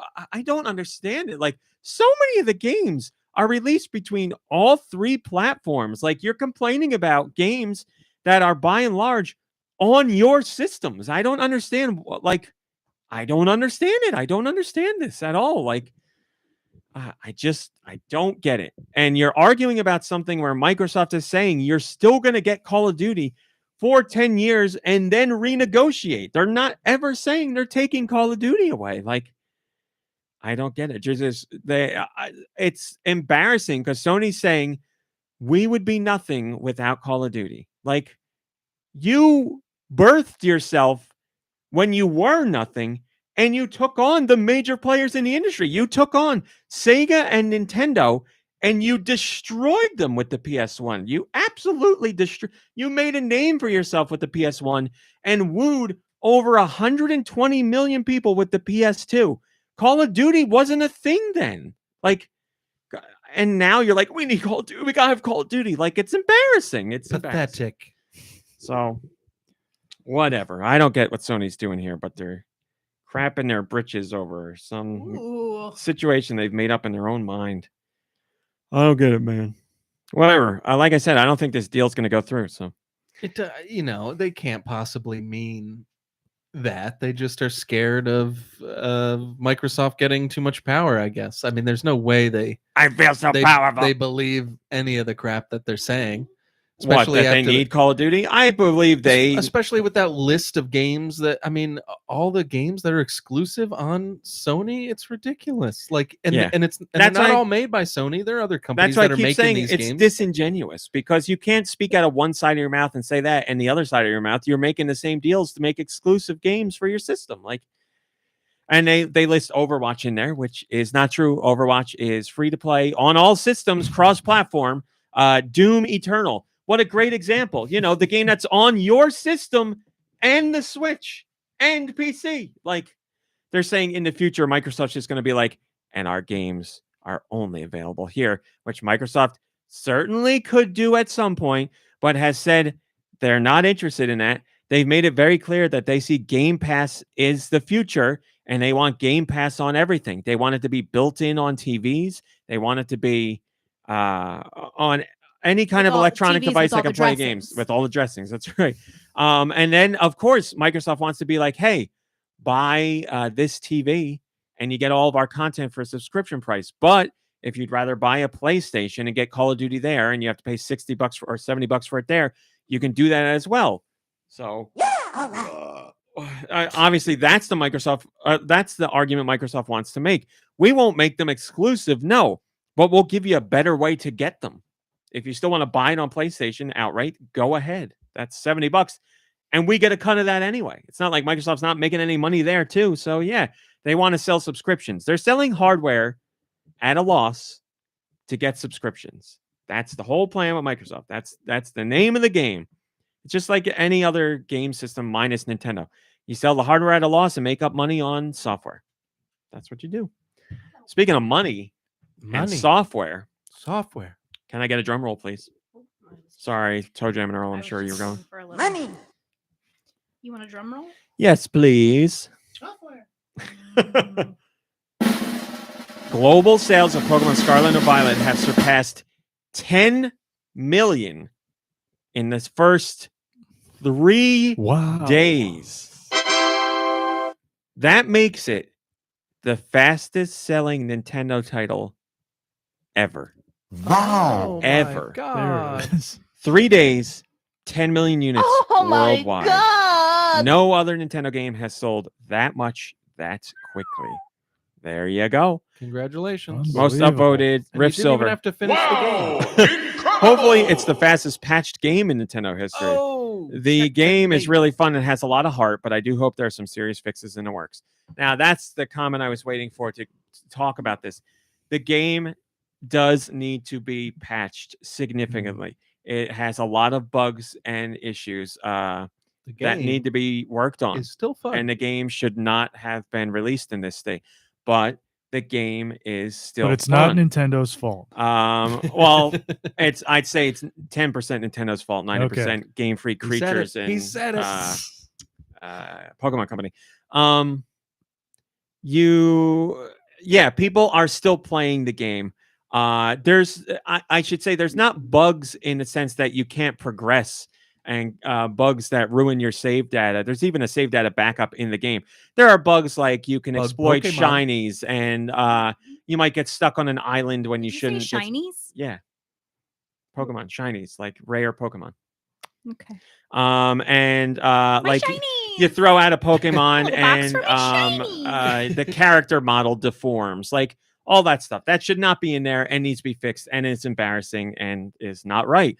But the core gameplay of a Pokemon game is there and works and is acting as it should. So people are playing the games and are having fun and enjoying them. But those same people will agree it needs to be fixed up, which is why I put out a thing on Patreon, because I'm not playing the games and I wanted to see how is it going for people. And everybody pretty much said that the games are fun, enjoyable. They're having a great time with them, but they're rough around the edges, and that's putting it politely, and they need to be fixed up. So it is what it is. We should not accept games in this state, but the games are still fun. So it's a mixed bag, It's at least somewhat similar to the Cyberpunk situation, but to more or less a degree, I don't know. That's why I said I liken this to Nintendo's closest situation to Cyberpunk, because they are very similar. At least in some regards, but it seems like the core of the mechanics are there and you aren't prevented from playing the game. Whereas in Cyberpunk, a good amount of the bugs, glitches, and issues prevented you from It was interacting with basically the game as it was meant to be. unplayable, right? Yeah, exactly. So a little bit of a different story. Not saying that makes it any better, because it's still an embarrassment and should be fixed. Sorry, the dog Dude has a startled me. tail from here. But it seems like the best, it's that thing that always happens.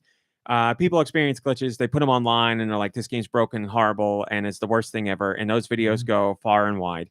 And everybody's like, this game's full of glitches.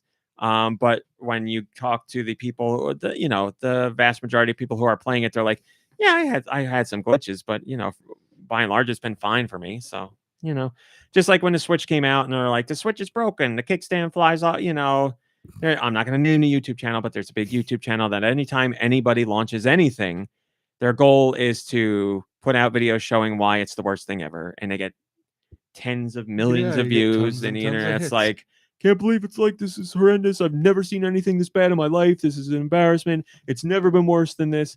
Because again, as we said earlier, with the situation I went through, everything is the worst and everyone is the worst, and everyone likes when everything's the worst because they feel superior to it. So Yeah. that's that. Here's the truth. Pokemon Scarlet Violet needs to be patched. Pokemon Scarlet Violet should have been in development for, I'm going to guess, another year. Pokemon Scarlet and Violet should have been worked on by another team. Nintendo should have stepped in to do something. A lot of should haves in there, but it's not the worst thing ever. But they've already gone to the bank, so congratulations to Pokemon Fill Company. that bag up. Yeah, for it to be the fastest selling game, now they know they don't have to put in more effort. I know Nintendo would not say that. Will Pokemon Company say that? It all depends on their next game. I don't know. We'll see where it goes. I would imagine the backlash here is so bad that Pokemon Company will fatality either scale back the scope of the next Pokemon game to make sure it's of better quality, or they will bring in another developer to help. because I don't think 3 years from now they're going to want to redo this. 'Cause- Ooh, you got to look in the. Yeah, they'd hate to have another best-selling game in history. It's your guy. Rick Oh Steves. no, it's No. Jay Sherman. It stinks. Thank you, Anastasia. Yeah, that's the thing. This is a crossroads. I think this is a big deal. Yes. This is a crossroads. Yes. What they do here Yes. next is going to be a big deal. You're exactly right. And I hear it's going to be legendary. It's gonna be. They said that already. Yeah. No, you're right. I think it's gonna be. We're all doomed. Something is The looming. step they take now is the big step because the game out of the gate sells fantastically. Is it going to be the best-selling Pokemon game of all time? It certainly could be, but public perception is very low. The step you take from here is the important step. So now you take the time, you take a step back, you catch your breath, you reassess the situation, then you go forward. And I would say I think Pokemon Company is going to do that. I hope I'm not wrong. We'll it might find take out a in 3 while years. for them to be able to see over the pile of cash that they've. Well, that's the other thing. amassed. A Pokemon Company is not so blind that they can't see past the front of their own nose. Like they're gonna know you don't like. These are the steps that sure brings in money now, but if you keep whittling away at consumer perception like this, your returns are going to diminish. Yeah, because you've lost their trust. It's like what happens with other franchises when you pump out a Professor Layton game every year or an Assassin's Creed every year. It's a law of diminishing returns. Even if the games are of quality, you can't inundate the market with that. So with this sentiment growing as Pokemon games continue and the backlash to this one being bigger than any Pokemon game I can think of, you have to take a step back and be like, all right, something's not working in our chain of command. We got to figure things out. So we'll see if they do. And if they don't, then the series is gonna slow and it's their own doing. I don't feel bad for them at all because they did it to themselves. So I hope that is not the case. We'll see, whatever. Also going hand in hand with this, Pokemon Scarlet and Violet is now Japan's biggest video game launch of all time, ever. And that record was previously held by Pokemon Company and Nintendo back in the day. But a game recently stole it from Pokemon, which was the original Pokemon game. It was Nintendo. They stole it with Splatoon 3. So Splatoon got to hold on to that record of best-selling game, our biggest launch in Japan of all time, for 2 months. And now Pokemon Scarlet and Violet have come in to secure it. So there you go. Another record. So yeah, hopefully the people at the top think smartly. We'll find out. We're all on this journey together, my friends. North America, what do we got this week? I'll tell you. A building full of cats. That's right, Aubrey. That's the name of the game. Yep. Alicia, the Oblivion of Twin Goddesses. That game looks really cool. It's like a North specifically America. co-op game. There was a investigation discovery special about a building full of cats in America this week. I don't know what I'm saying. I'm done. Could you please speak up? Actually, please don't speak. I want to hear this. Yeah, I know, right? Yeah. I want to hear this sussed out. Can I hear what you were going for there? In North America. Well, you said in North America, what do we have this week? A building full of cats. Oh, okay. And the investigation discovery thing? Oh, so what you were saying was a joke. It wasn't real. There's no investigation discovery. All right. Well, investigation discovery is a network, so I'm trying to decide what the joke was about that. Oh, I thought investigation discovery was the series. What's the series? What series are you trying to talk about? Investigation Discovery is a TV network. It's fallen flatter than my levels. Let's just move on. So there's no building with just cats in I'm it sure that there we know is of? somewhere, but nobody's investigating Darn it. That's what this get game it is now. about. I sure get there's it. many in North Well, America. you get it because he thought I got it even less because Investigation Discovery is a channel. So, Animal Puzzle Cats, Arcade Archives, Metal Black, Arctictopia, Baby Shapes for Kids, Puzzle Animal Funny Parent Coloring Farm Simulator Games, Blade of Darkness, Camper Van Simulator 2, Car Parking Madness School Drive Mechanic Car Game Simulator 2023, Cleopatra coming at you, Cleopatra Fortune S Tribute, Cleopatra. Ooh, Dead Meow. Station, Desktop Soccer 2, Floating Cloud God Anniversary Edition, Freud's Bones, the game, Goodbye World. Freud's Bones. You probably want to have sex with your mother. That's the subtitle. Half Dead 3, How to Fool a Liar King remastered. Knife Boy rebooted. The Night Witch. Legendary Heroes. Listen to me closely here. Mega Lan 11. Not Mega Man 11. Mega Lan 11. As in landline? I don't know what it's about. Lanolin? Monmusu Gladiator. My Downtown. I'm talking downtown. My downtown. Parents versus Kids. Pixel Art Coloring Book. Parents every day. Ooh, Pocket Pool. Primal Light. Wait, is that what it's really called? That's what it's called. Huh. I don't need that game. Retro Goal. Return to Shiranagasu Island. Savior of the Abyss. Scar of the Doll. A psycho horror story about the mystery of an older sister. Jeremus Iron. As As the voice of Scar the Doll. Ship of Fools. Soccer Story. Swoon. Earth Escape. That's a Cow. Triangulate. Lick that cow. Lick it. Until the Last Plane. And very timely. Watch Over Christmas. Shillelagh says, is Mega Land any relation to Mega Man? I don't know what it is, my friend. We can find out We together. got to figure out what a LAN is first. It's a Well, LAN is a local area network. Okay, so It's when you hook a bunch of computers up together. Or a Switch. You could do it with now we Switches. have to figure out what a mega LAN is. party. Yeah, I got no idea what a mega is. Josh? So maybe It's he a knows giant- Mega What Man are from the the next Battle European masterpieces? Let's find out with Nicky's sweet releases. Oh. Mega Land is about astronauts and spaceships. That's what I get from looking at it. Exploration puzzle game. Bad luck rescuers have only 11 days to get out of a trap on a planet long abandoned by all. Hey, before Nikki gets going on that, we've been forgetting that in our podcast text thread, Nikki actually posted a picture of Ubongo. That's right. We keep forgetting to talk about it. Where did you? We don't have to talk about it. It was yeah, just a but sign I saw in Disney World. That says Ubongo. Yeah. I mean, I thought we had realized that like Ubongo was a thing somewhere. I didn't. Which is probably why it's the name Is of the that game. true? I don't know. I mean, I thought we made that up. I don't know. No. I don't know. Maybe. I don't remember anything on this podcast. Maybe. You're the one who said it. I know that, but I don't remember what. We've got you recorded. We got a new bongo. Thank you. Thank you. All right, never mind. Carry on. He needs his music. Oh, sorry. I've asked you to read A rendition. A rendition. All I right. like it. So this is highly irregular. Wait, what's happening here? So I asked you. Why? I'm going through things right now. Oh, okay. Do? So forgive me in advance for being a poor shadow of a Nikki Hill Not at all. release. We all know that the audience would rather have you read these. The but audience is now deaf. here we go.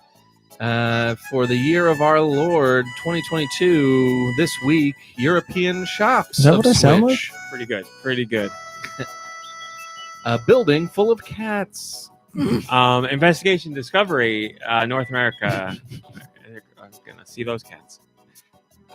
Alicia, the Oblivion of the Twin Goddesses. You know, that game looks pretty cool. Tell me about it. I wasn't listening to the rest of what you said. after that. Award-winning co-op game. Yes. It does look cool. Like it's a puzzle game that you are forced to. You can't complete puzzles on your own without the help of the other person. I love being forced into do things. That's how I have my most fun. Arctictopia. Arctic Blast. Blade of Darkness. Cleopatra, Fortune as Tribute. Dead Station. Floating Cloud God Anniversary Edition. Freud's Bones, the game. Half Dead 3. Isekai Bride Hunting Kululu Edition. Jigsaw Art 100 plus famous masterpieces. Legendary Heroes. Monmusu Gladiator. Isn't that the name of the lady in Andor? Very close. Monmusu. Very close. My Downtown. Primal Light. Is that the movie with Richard Gere? It's not. That's Primal Fear. Primal Gear. Oh, actually. sorry. Remote. Why the didn't they list. name it Primal Gear? I don't know. It would have been perfect, right?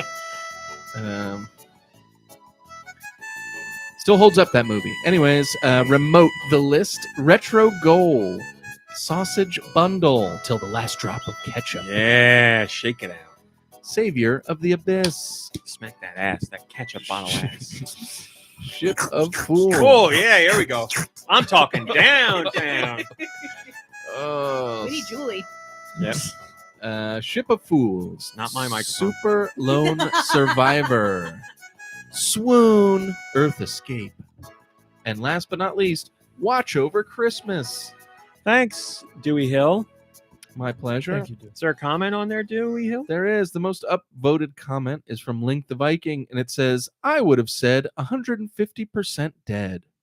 Half Dead 3. He's right. That's true. That makes sense. And that is your top stories for the week, my friends. We did it. We tried. We done doed it. We did the damn thing. Mom Brain, you play anything?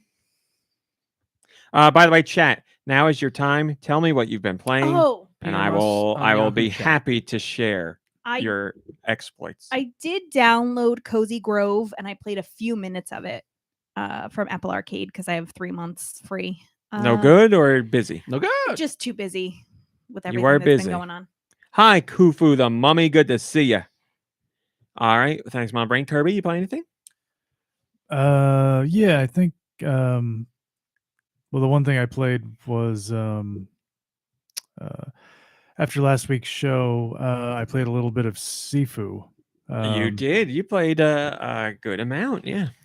I made it through the first level and then died at some point during the second level. Yes, you made it to the club. Yeah, that's Were you right. enjoying it? You got old real quick. I got very, very old. You were a 70-year-old man before you got out of the first level. It was fun. There was a couple of moments where the frame rate dropped considerably, like in the middle of a fight, which made things tricky. But I don't know. Other than that, yeah, I was enjoying myself. The whole old man, the whole aging concept was interesting as well. Yeah, it's a unique idea. It was fun to watch too. I almost went home and bought it because I wanted to play it, but you're gonna find out why I didn't later. Oh, I already know because of what you were playing? Yeah. Oh, okay. All right. Is that it, Kirby? I think that I played more of the Wordle. I got today's in 2 guesses, by the way. Oh, You're gonna have congratulations. to text RMC's mom when that happens. That's right. Yeah, it's like a rub it in her stupid. That's it for me. Nikki Hill? I did not get to play anything. Excellent. I did not. Do? So in the beginning of the week, I got to play a little bit more of Plague Tale, very little bit more. And the only new thing I just wanted to mention that I haven't mentioned last week about it was I really do like the music, and it's very sparse, and I believe it's all like period instruments. So it just has like an authenticity to it. And what's cool about it is that they're using these old instruments, or not necessarily old, but like they're using these particular instruments to make like really creepy, unsettling music. So it's like, it's like little mandolins and violins and stuff like that, and like little, drums that you'd see in like a medieval fair or something like that. But like they're using it to make these like very Kubrickian, scary, like creepy, unsettling soundtracks. So, well, good soundtrack. This is a perfect place for me to jump in and say, please do. The soundtrack is available to stream for free if you'd like, but you can also buy a double vinyl right now. Well, here's the thing. It's not. I mean, yeah, maybe if I'm gonna like play it on Halloween at a Halloween party or something, like I can't see listening to it just like on my record player. It's not like the Zelda soundtrack or anything. Yeah. I mean, it's good, but it's good as far as like it suits the game, and it really helps you. It helps make the whole like paint the picture for you. This week they also did a free symphony concert of some of the songs in the game that you can watch on YouTube, and you get to see the instruments they used. Well, that I would be interested in. That would be pretty Soundtrack's cool. composer is Olivier Derivier. French. Olivier, you you read say that name Olivier right by my Derivier? thumb.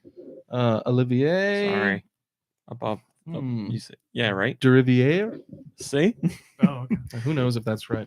But yes, Sorry so about if that. you want to hear Julia some of the soundtrack and you don't plan on buying the game, you can stream it for free. You can buy a physical album, or you can watch the concert. Here you go, Kirby. You're good with names. I highlighted it.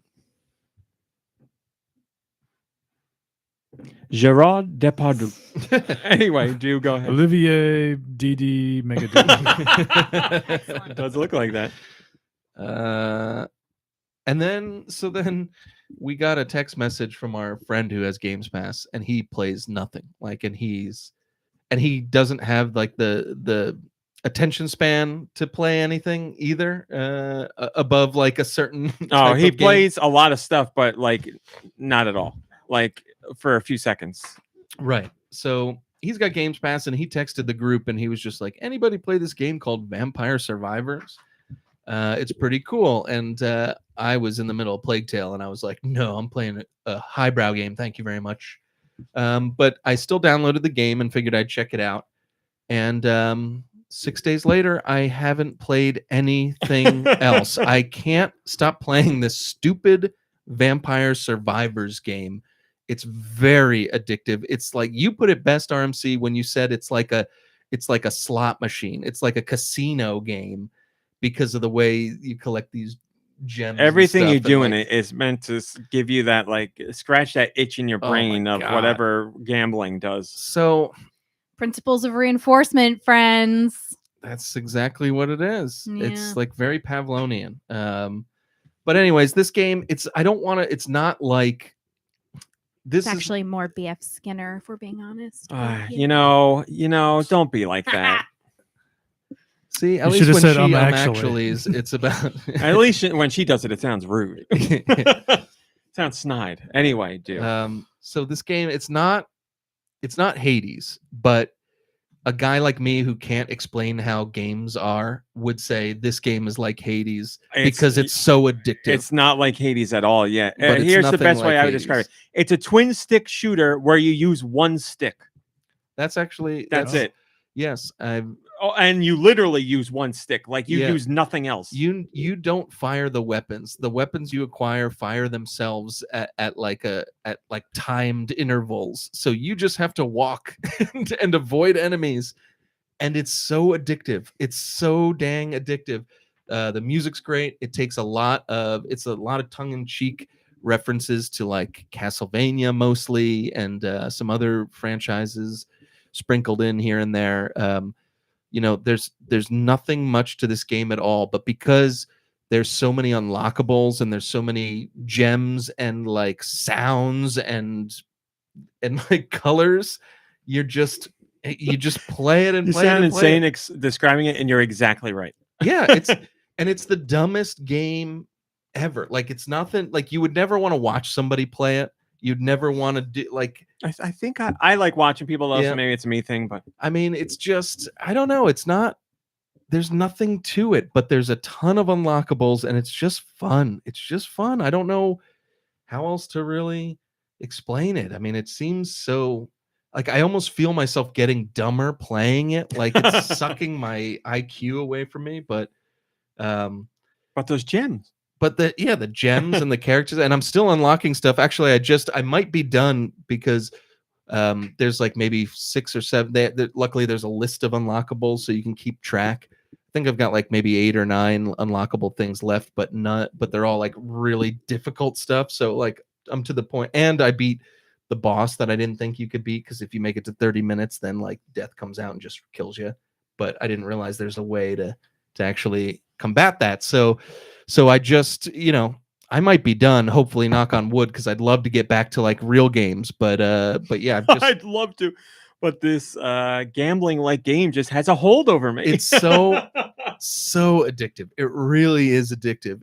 If I didn't, I mean, you're unlocking like 4 things every round, and it's just like, oh my God, the unlocks. This is great. And you just feel like you're winning And but yeah, it's got really great music. And what's cool about it is the more things you unlock, you can unlock ways to change the music. Like every song has a hyper mode or a quote Forsaken mode. So hyper mode is just faster tempo, and Forsaken mode is slower tempo. Okay. So you can like play with the songs a little bit, and so there's like little things like that are fun. And there's an item you pick up that's garlic, and it makes an area around you like deadly poisonous to the enemies. So I call it garlic feet. And okay. every time I pick up the garlic feet, I sing it like Chocolate Rain. I go garlic feet. And yeah, so I've just been going insane in my home alone, doing nothing but playing this game. So I recommend to people to play it. I don't recommend anyone to buy it. No, I mean, do what you want. I don't know. It's not like it's no Hades. Play Hades over this game, I guess, if you're gonna play something. But man, is it an addictive adventure? But yeah, there's nothing more to. There's nothing. I mean, I didn't even have anything to say about the game anyway. But Malakalo says it's $5 if you don't have Game Pass, so it's not expensive. Is that too much? It's worth $5. Okay. I've played. I don't even want. I'm glad the Xbox doesn't keep track, because like I've played so much time of this game, and each round is like 30 minutes. So you might sink 4 rounds in, and before you know, 2 hours is gone, and you're just like, holy cow. Each round is 30 minutes if you can survive the 30 minutes. Well, yeah. If you're a vampire survivor. That's right. I mean, if never mind. I'm good at the game. Let's just put it that way. I do want to say what the chat has played. First off, Solomon Link said, I believe Ubongo was a game in the weekly releases that we borrowed for the podcast bingo because it sounded like bootleg bingo. So it already existed, if memory serves. There you go. Alternate Lilies played Pokemon Scarlet. Lanquin has been playing Pokemon Violet. Josh played Tetris. Anastasia Beaver says they're playing Pokemon and Rabid Sparks of Hope. Also, re-downloaded Pokemon Arceus because Violet made me want to play it again. There you go. That's the perfect example. Sun and Pokemon Go push Sun and Moon. Pokemon Scarlet Violet made Anastasia Beaver want to play Arceus. That's great. How it works. Well, they didn't give us all those Zelda games they were going to give us for the 20th anniversary because they didn't want to cannibalize Skyward Sword. So I don't know what to tell you then. Congratulations, Pokemon. They were right, because Skyward Sword sales aren't all that great. People just won't play that game. They don't want to swing their arms, even if you don't have to this time around. But it's like, then put out the games that we wanted. Put out the Wind Waker. Put out the what is it, Twilight Princess. They did that. You can have it. They did it. Next. You got the system they did it on, too. It's true. I did. So thank you very much, Nintendo. You answered my prayers. And Pokemon fans, congratulations. With peace and love, we are all very, very excited for you. Your tone makes it sound like you're not. Steister Deux has been playing Live Alive. They say they're loving it so far. Good. Red Souza, this is really good.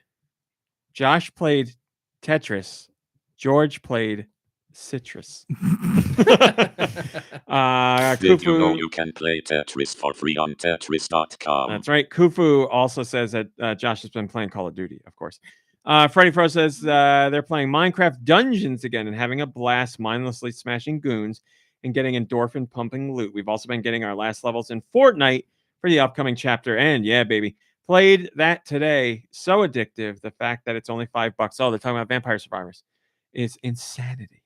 And 10 Division is playing more Pokemon. Thank you, chat. Lots of Pokemon this week, not surprisingly. Is it only on the Xbox and the computer, this Vampire You got it, baby. Man, it's perfect for the Switch. To be honest, I don't know if the Switch will handle it. I mean, that's a perfect example of a game that looks, what we would say, low quality. Like shit. But it pushes... Oh, whoa. You couldn't help yourself. Man, oh, man. And you got to say the a-hole word. Yeah, asshole. There's no rule against asshole. We're not a TV show. I'm sorry for saying the shovel word. It doesn't look all that great to most, and I'm a pixel art fan, and I also don't think it looks great. But there's like a lot of stuff it's a going perfect on example of a game screen. that pushes the power of the system because it.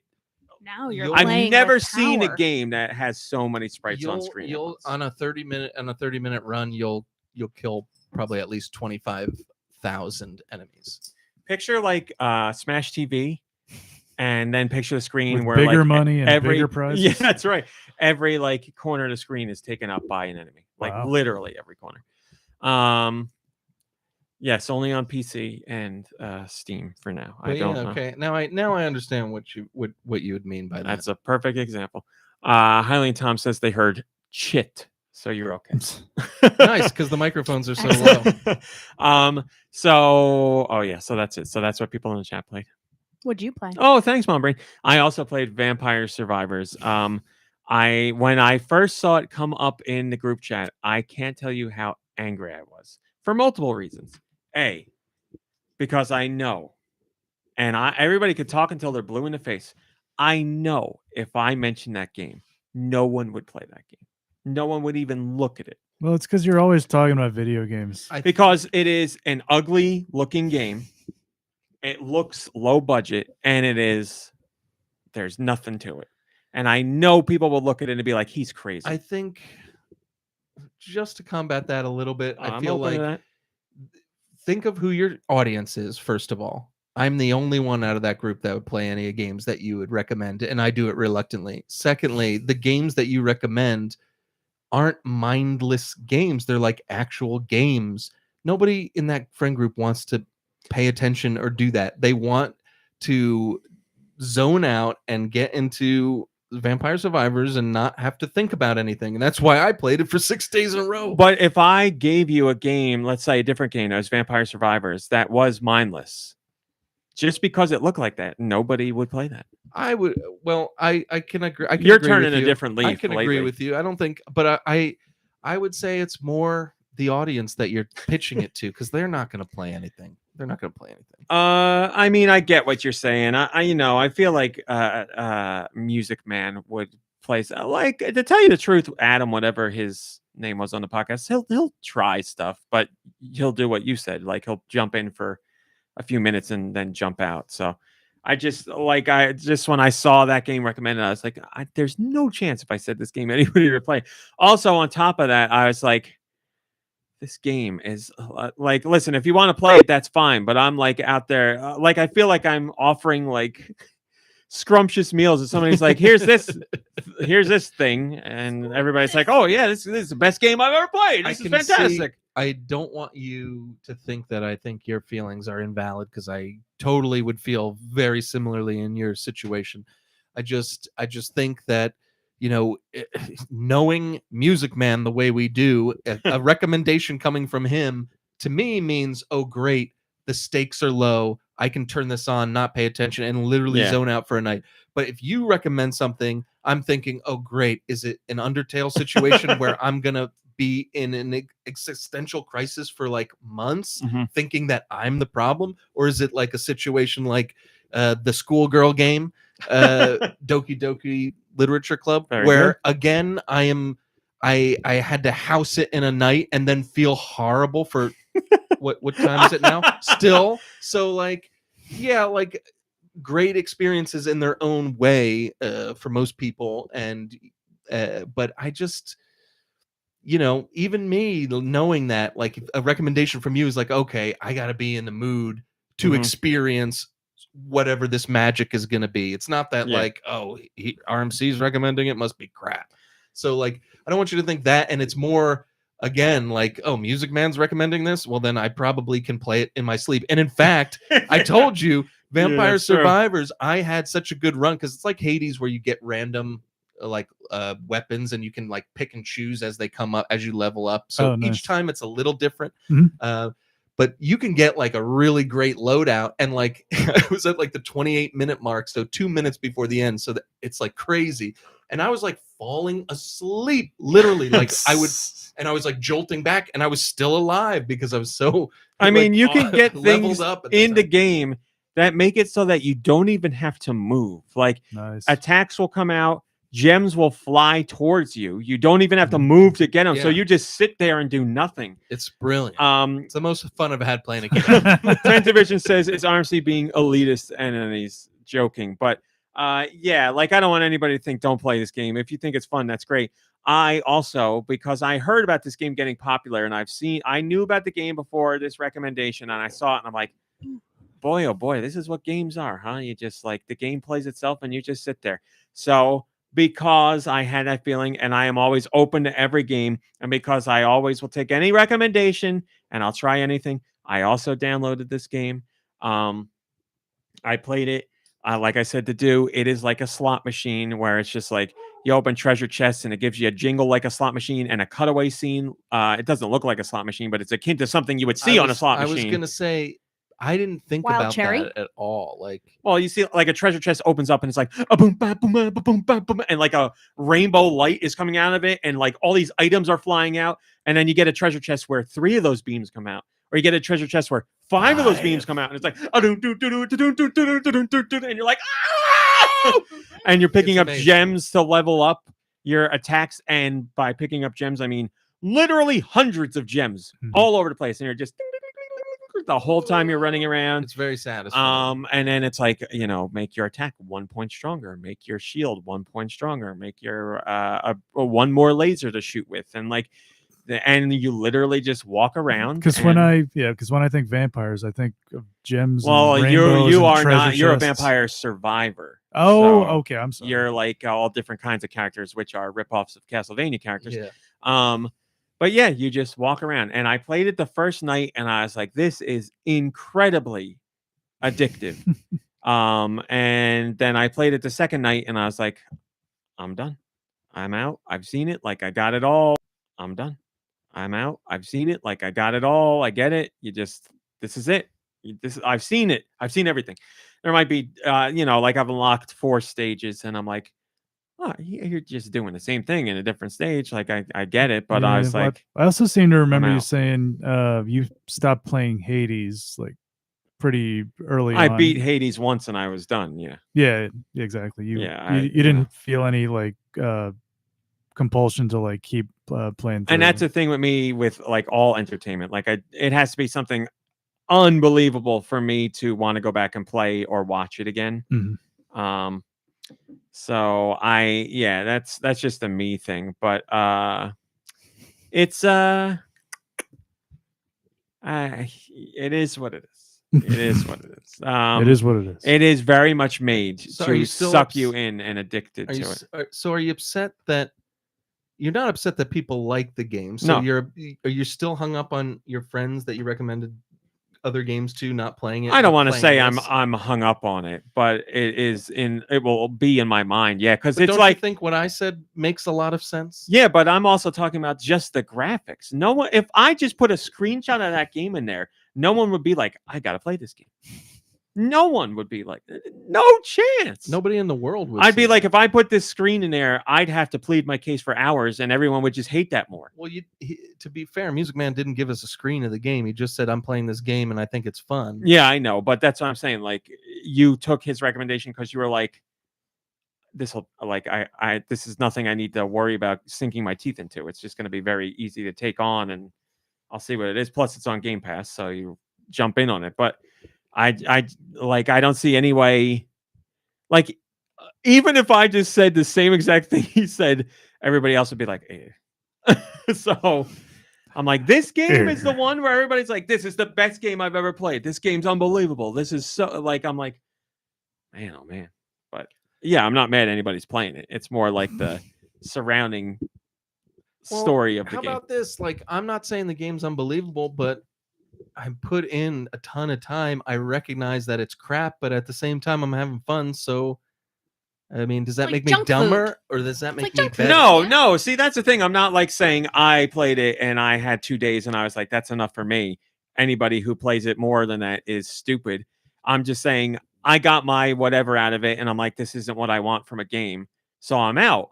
But like the group chat stuff that's a different thing. Like, that's just our friends and my recommendations to people being like, no. But I mean, it's the perfect storm of anything that I could pick in a game to turn all of you guys off, but you're all loving it. So I have to. There's no way I can get around that. Because tell you, man, I've played plenty of games that I know it's not about me personally, but like I played plenty of games that you recommended, hated some, liked some.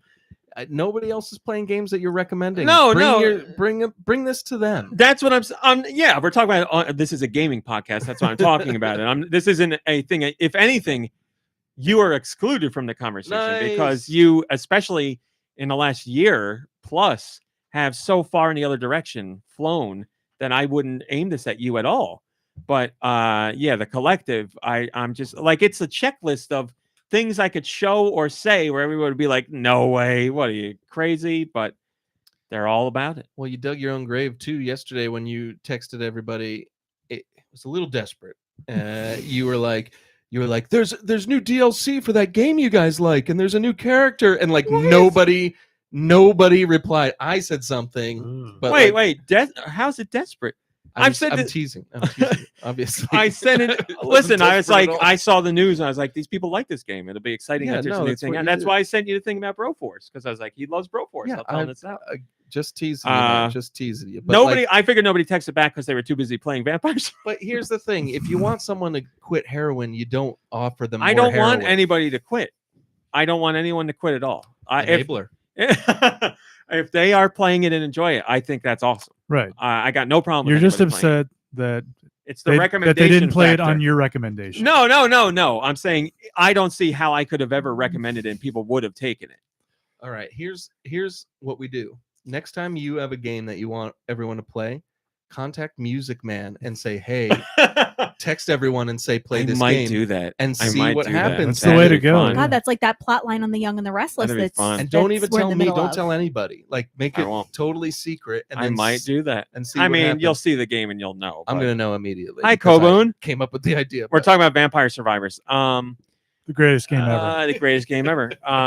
There's something else I was going to say about some part of it, but and then just separately, it does annoy me that like some of the graphics in the game are ripped directly from Castlevania. Yeah, isn't that crazy? And how do they get away with it? Because I'm sure they changed, like, it's not they changed that exact shade of purple. It's like some whatever the Pantone number is, version the different. Characters, the enemies, the items, even like the weapons and the items, like so much is just Castlevania. It could almost be like a Castlevania spin-off game. You know what I mean? Like right? Like it could have been, and I'm sure Konami's like, damn, well, Konami could do it now. Do the same thing. Who cares? Well, I don't want them to do that. I want them to make a real Castlevania, but you know what I mean? Like Cadence of Hyrule is like a spin-off of Zelda. Yeah. It's like it kind of feels like that. Like it literally could be that with all the items. It could be, yeah. The atmosphere, the characters, the weapons, like everything there. Yeah, it could. It is Castlevania by another name as far as visuals go and aesthetics go. Yeah, that's what it is. The other thing that I was going to say is so many people in that group chat are against mobile games. They would never play mobile games. This is a mobile game. You're playing a mobile game. Like that's how mobile games are. It's just like I don't get it. This is why I say people poop on mobile games all the time, but they're being stupid. Like this almost reminds me of like Flappy Bird or one of those types of games where it's literally one thing you have where it's very like minimal and even also Flappy very addictive. Bird, I think, is harder. There's no like I don't know how to describe. I know it's very popular. I don't know how to describe it. I don't want to knock the game because I think it has every right to exist. It's not my cup of tea. I tried it. I put 2 nights into it, and I was like, I got what I wanted out of it. It's the fact that it exists and it's a game doesn't bother me. The fact that people like it doesn't bother me. The fact that it rips off Castlevania does bother me. But yeah, the other stuff is just our particular it crosses a line from we love Castlevania to we are copying Castlevania. You know what I mean? Because like at first I was like, oh man, what a love letter this is, and then I was unlocking more stuff and seeing more stuff, and I was like, this isn't a love letter. It was a love letter written by Konami and plagiarized by these It's like guys. Vanilla Ice talking about that song where he's like, oh, but mine is do do do do do do do do do. Yeah, that's what it's like. Plagiarism. Totally different. But anyway, I played that because it was all the talk, and I don't want to have an opinion on a game I haven't played. So now that I played it, I can share an opinion. But I also played I played Fortnite this week. Fortnite's great. I played Norco. I started playing Norco. North. I started playing Norco, which is on Xbox, also on Game Pass, if you haven't played it. This is a game that you would text the group and be like, oh, you got to play this. And they would nobody, all if you ignore you. noticed, nobody's going to play If you this. noticed, You did text that? I haven't recommended games in a very long time. Oh, yeah, I that's right. have given up. That part of me has died. Let's say. Aw. To be completely honest, it has died. You know, Sorry to laugh at that. it It's is just so dramatic. No, it's death. You know, It's Romy, dead. this is true. I had been meaning to ask you.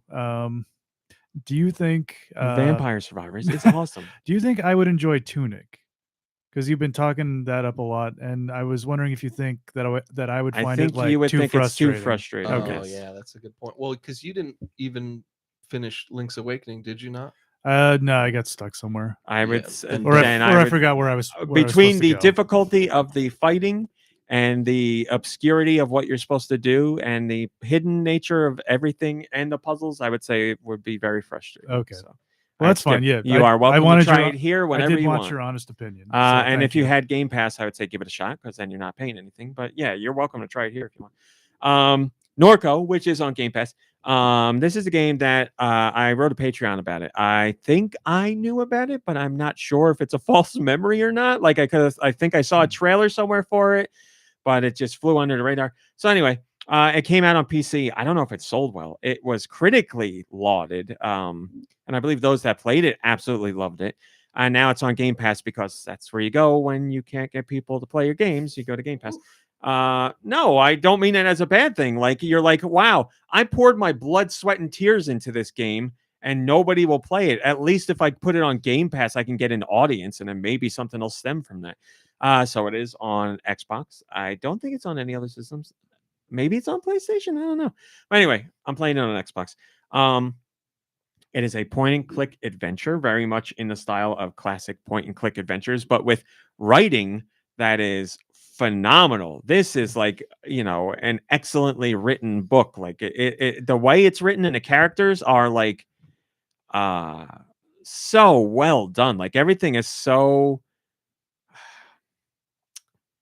I'm like enthralled by it.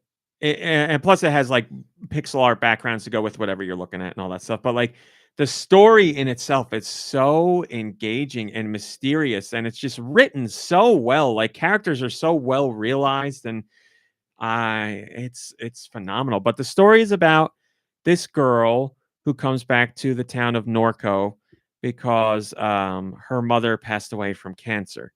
And the mother and the daughter are estranged, and there's also her brother. The daughter's okay, so there's a brother and sister. Mhm. The brother is like a drug addict, and when you come back to town, he's missing. You don't know where he is.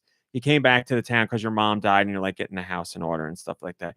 And also see like what happened with your mom, really, because again, you're estranged. She died. You didn't come back for the funeral. Things weren't great between you two. So you learn about this character's life and you find out like she was mixed up in something to make money. Something was going on. So as the daughter, you are trying to figure out what happened, and you find out there's all kinds of crazy stuff going on in this town.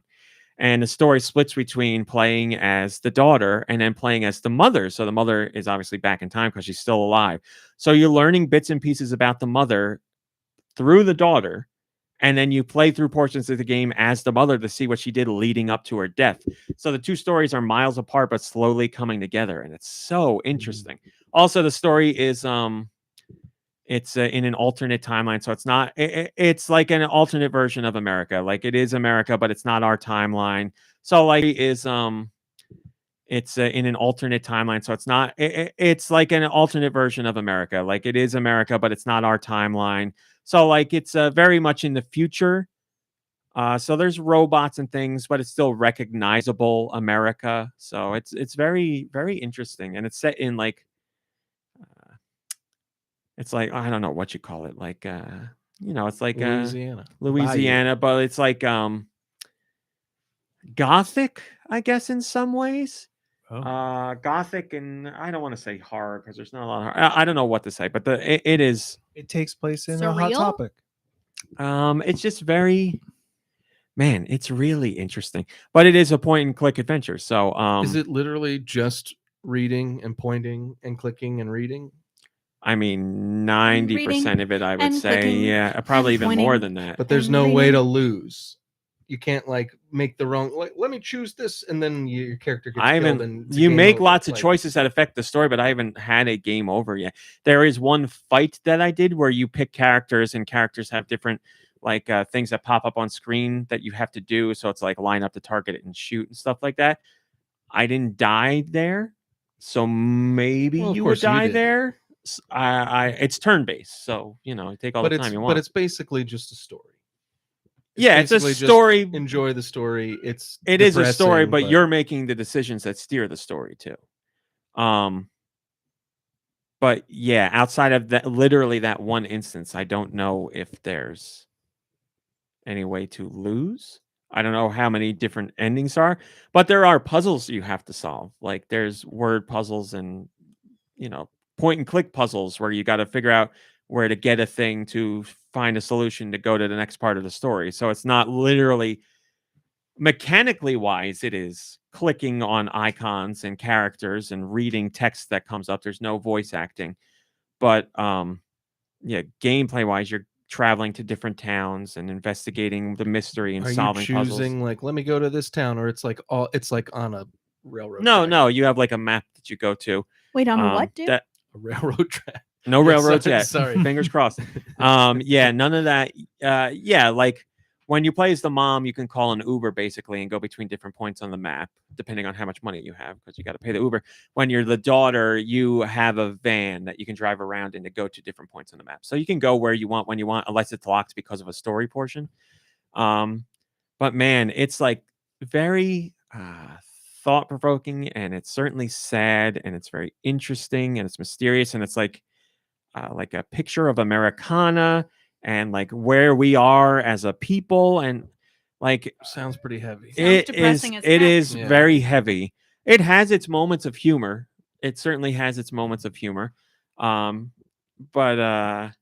yeah, actually it has a really funny moment. There's this guy basically, this guy has a piece of information you need. He won't give it to you unless you buy food from his cart and you don't have any money. So you got to find somebody who will help you out by going to buy this food. And you're like, hey, I brought you the customer. There's your money. Tell me the story.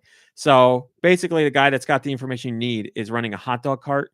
And the guy you get to go there to eat the hot dog gets sick from the hot dog. You don't learn this until hours later when you see him somewhere else. And he's like, that hot dog destroyed me. And it's like your two choices for text are, I don't care about the hot dog because you want to find out more about like why you're there. Or you can go, tell me about the hot dog. And the guy's like, it's a disgusting story. I don't like, do you really want to hear it? And your options are, no, I don't want to hear about this. Or yes, please tell me more. So you have to keep forcing the guy to tell you the story, but he tells you a hilarious story about what happened to him after he ate this hot dog. It's about like him. Don't spoil it. Okay. It's about him eating a hot dog and having a hardship. That's what I'll say. But boy, was it worth it. But the whole time he's telling the story, he's like, why do you want to hear this? This is disgusting. Like, we met 2 hours ago. He's like, I'll tell you if you want to know, but meanwhile, you're right, a weirdo. Right. That's funny. But so it has its moments of humor. But yes, it is. Yeah, Ice Dilbert says, love child of Zork and Kentucky Route Zero. Yeah, I mean, certainly has a lot in relation with both of those. Yes, if you're a Kentucky Route Zero fan, I'm sure you would love this. And if you played the Zork games back in the day, you got it. That's a great combination. But I cannot stress enough, this is probably the best written game I have ever played. And that was before Disco Elysium, which is, you know, these two games are neck and neck. But so far as writing goes, I'd give it to Norco. When you say writing, because like you put that up against, I forget what you just said, Kentucky Route Zero or whatever the other one was, Elysium Disco. Those are like very much like you're reading most of the game. Yeah. So does that go like story first, everything, like best written game? Like, would you consider the script of The Last of Us a story? Yeah. Like a written Yeah, story? any story in any game I would consider the same. Yeah. But just like in particular, like the quality of, because it's, you know, like when you're not talking to people, the things, how they're written when you're like investigating things are described as they would be in a book. And like when you can also, you have like a mind map, kind of like the Mind Palace. Ooh, I know it well. And you get to read about things in your own head, and you're like talking to yourself to I do figure that. out details, and it's like the way it's written is just really well written. It's great. I want to give it a shot. I just It's on Game Pass. If you don't like it, get rid I've of it. already downloaded it. I just games like that, it takes me a couple of tries sometimes to get into it. Well, again, it is point and click. Like it is Oh, majority God. reading. That's Already. why that's what you're getting. It's a layer deeper of gameplay than visual novels. Visual novels are literally like Doki Doki Literature Club is a visual novel. Like this Norco has more interaction than that did. Yeah. That is like 98% reading, and then there's the diary where you pick words. Like that's all there is in Doki Doki Literature Club. You're doing more what you would consider traditional gameplay in Norco. So yeah. Can I bring up how funny it is that because I was just hanging out with your parents on Thanksgiving with you guys, and we were talking to your mom about video games, and it came up that any type of like dialogue or reading in a game she hates, and you were like, I can't believe that because she loves books and she can't read these video games. And like she'll get to a part in a game and she'll be like, what do I do? And you'll be like, well, did you read what the guy told you? And she'll be like, no. Yep. So like you were like getting kind of frustrated because like you're like, she reads books. But what's funny is you'll read the crap out of Norco, but you don't read books. You know, like you love to read, like you'll read a video game novel, but you won't read like a novel. You and your mom are like the complete opposites. Well, I will read any book. My problem is with books. Like when I read a book, I want a book that doesn't spend pages and pages and pages painting every like I don't need to know the temperature of the town and how the snow, what direction it was falling. What book are you reading? The one I was tomorrow and tomorrow and tomorrow. The latest book I tried. I'm reading you it. should have known because it has the same words over and over and over again. It's they're judge a book describing by its like cover right there. the two main characters you meet in the beginning of the book. I looked 3 pages just describing the jackets they're wearing and why they're wearing those type of jackets. And not only that, but what one of the jackets smells like. What did it smell like? They were saying it smelled like it came from a Salvation Army or something, but it's sitting in a closet for 1,000,000 years. I can tell a lot about this character already. Yeah. Just Do you from hear that. how long it took me to say that? 2 sentences, not 3 pages. Was it really 3 fast. pages? I looked to check. It was Okay. 3 pages where they're going on and on about the jacket. movie, no reading. So if Norco was put into book form, you'd read that and you'd be like, this is good. So far, yeah. If Norco goes down that route, I'll certainly complain about it. Yeah, it hasn't. By the way, all here's the Rami thing, wants there's- for Christmas this year are books. He just wants Well, books. here's the Especially if Well, they- that's why I tried they've been tomorrow adapted into movies, because he I heard wants so many books. good things, and it's about video games. Well, you And- tried one book. Congratulations. You know, I there's no, more no, than no, one no, out no. there. I tried many books. I've tried many books. he read 3/4 of one book and then somebody ruined the end. That is also true. Yes, even though I told my mom, "Do not spoil the Oh, it book was your for me," mom. she funny. spoiled it. That's a I great was like story. chapters in, and I was like, thankful So- that was a book that wasn't like that. It had its few places where it did that, but that was a book where you were going. I'm like, this is great, really into the See story, Jane excited to see what run. happened. But then I didn't have to wait because my mom told me. So But for me, when I would have been bummed that the ending was spoiled for me, but I also am interested in reading about like the development of the characters and the relationships and the story. So I would have continued to read it, but it seems like for you, it's really just about the money. for me, it was I don't even want to get in. Well, I didn't say. Well, what's the point now? Because I know they're dying. So Mhm. in that story, I was like, I But like, so if you watch a movie where they show like the end result of something, and then it's like the rest of the movie is like a flashback or something like that Mhm. to show you how to get there. Do you just end the movie there? Well, that's how the movie was made. So no, if the book was made with that, then it would be okay. But it wasn't because that was the end of the book. So if that's how the book started, it would be fine. You know, sometimes it's not about the destination; it's about the journey. Exactly. That is true. That is true. But when it's about death, it kind of ruined when I knew who died. Well, was so- that all that this story was about? I mean, the whole story was about how I much don't want to Just get leave- into yeah, you don't- specifics. yeah. It's about illness. So, Mhm. um, I mean, I'll take book recommendations. I'll try any book. Tomorrow and tomorrow and tomorrow. I'm halfway into it, and I want to blow my brains When out. was the last time you read any of it? 2 weeks ago, maybe. Okay. It's in my office. Also, could you refrain from phrases like "I want to blow my brains out"? I want to Stop reading it. Seppuku? No. I want to rip my hair out, but I don't have any. How about that? Rip the rest of your hair out. The rest of my hair out, yeah. Yeah, I'm down to try any book. Just that's a major turnoff for me. When they go into those long rundowns of exposition, and in tomorrow, I didn't like any of that, and I kept I'm still going through the book. I just have to take it chapter at a time. That's why it's going so slowly, because I'm like 7 chapters in now. So I mean, this is the point where you could stop reading the book if it's not for you. Like you've read enough Yeah, to. most people would but just that's the stop. thing. When it's not doing all that, I am enjoying the book. Okay. But a lot of the book is that. But for me, any book I've read, a lot of the book is that. So I don't know if I'm just reading the wrong books, but I don't know. You read a lot of books. I think it's you, because I can't think. You of know, a book where like there's not Mom Brain will description talk that's- about. Well, Mom Brain will talk about this with other books. Like you read a book where you're like, this guy's describing all this military stuff and all this detail. I don't care about this. That's like me, but with everything.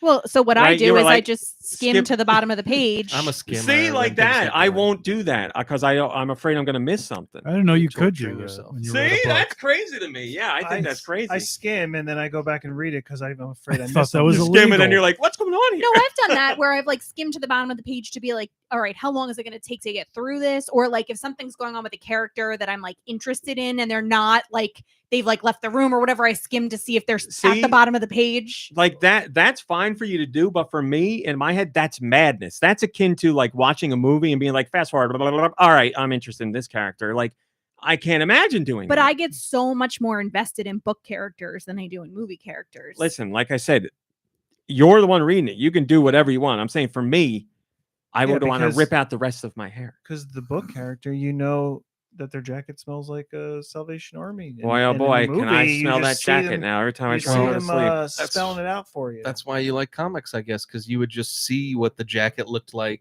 and they could go on with their conversation, and Yeah, you but wouldn't how- even need that explained to you. But how would he know what it smelled like? They would have to have, a comics. They've Stink got, lines like, coming out of it. Yeah, stink lines or like a puff, like Yeah. the coat is thinking. And it's like, "You smell." I see the Salvation conversation Army. about audiobooks coming up. Audiobooks are the same thing, only Rami because can't stand listening to books. because being it's read. because that's not a like there's a million reasons. Mhm. But audiobooks, I still have to go through all that flowery stuff. Like it's still, I don't care if I hear it or read it, I still got to go through it. I know. And again, I think that's crazy because I'm taking in everything that's going on.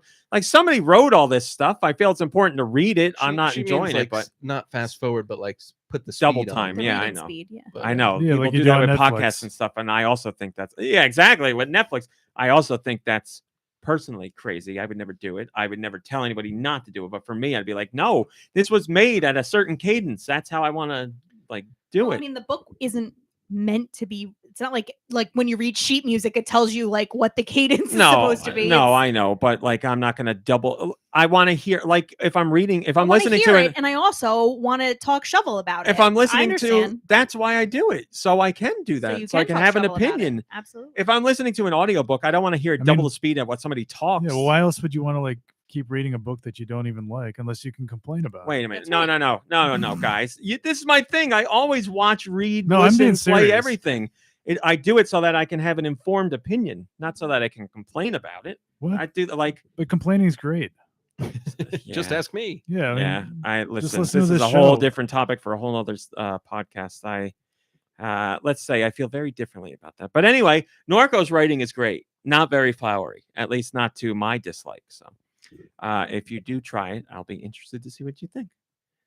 And that's that. I think you would really like it, Maury. I think so too. I got music. Seems right You for a wanna Switch. hear We got questions. I got questions. You want questions? $1. You can send your questions to goninpod@gmail.com. Where? goninpod@gmail.com. Today's question comes from Turbo K. Hi, RMC and podcast crew. I recently did one of those Hi. variety score for indie games, and I was wondering what your score would be. Might be a bit too long for live on the podcast, So might give them some homework. My score was 64. Need to get 5 more so I can be nice. 69. Nice. Yes, I think it is too long for this show. But that said, I think I can send it to everybody. I can send it to the podcast group chat and they can take a look at it and participate if they would like. I cannot guarantee that they will, but it is a list of indie games and there's check boxes for the ones you've played and you do it to see what your score is. Oh, geez. Um, Did I even play a new game this year? So, well, it's not necessarily this year. It's Okay. just indie games. darlings. I don't even know if it's indie darlings. I'm pulling up the picture now just to get a look at the list. But Turbo K, yes, I will send this to the group chat and I'm going to do it. So there will at least be one answer. If anybody else wants to do it, you're welcome. We're doing it right now? Nope. Okay. Next week. A Short Hike is the first one, Nikki Hill. You got 1 for 1. I played it. Doki Doki Literature Club. That's the next one over. Little 1 for Nightmares. 2. Nikki Hill's played that. Spelunky. I've played Spelunky. I mean, it's full of games you guys have played. N++. We've played N++. Where do you find this list? Greece. Right here in my I'm email. just gonna send it to you. I'm going to send it to you. So Turbo K, there you go. I will send that to them and we will have a response next week. Maybe you could put it into the Discord too, so that everybody in the Discord could. Sure, I'll do that, and then you could all go in See there. it. Look, I'll do that right now. Of course, it didn't save as a picture because that's how things work here. And Mom Brain, Mm-hmm. we also have a Patreon question. Oh, Mom Brain, did you know that you could join our Patreon For $1. for $1, as Billy says? There you go. I sent it in the chat. You got it now.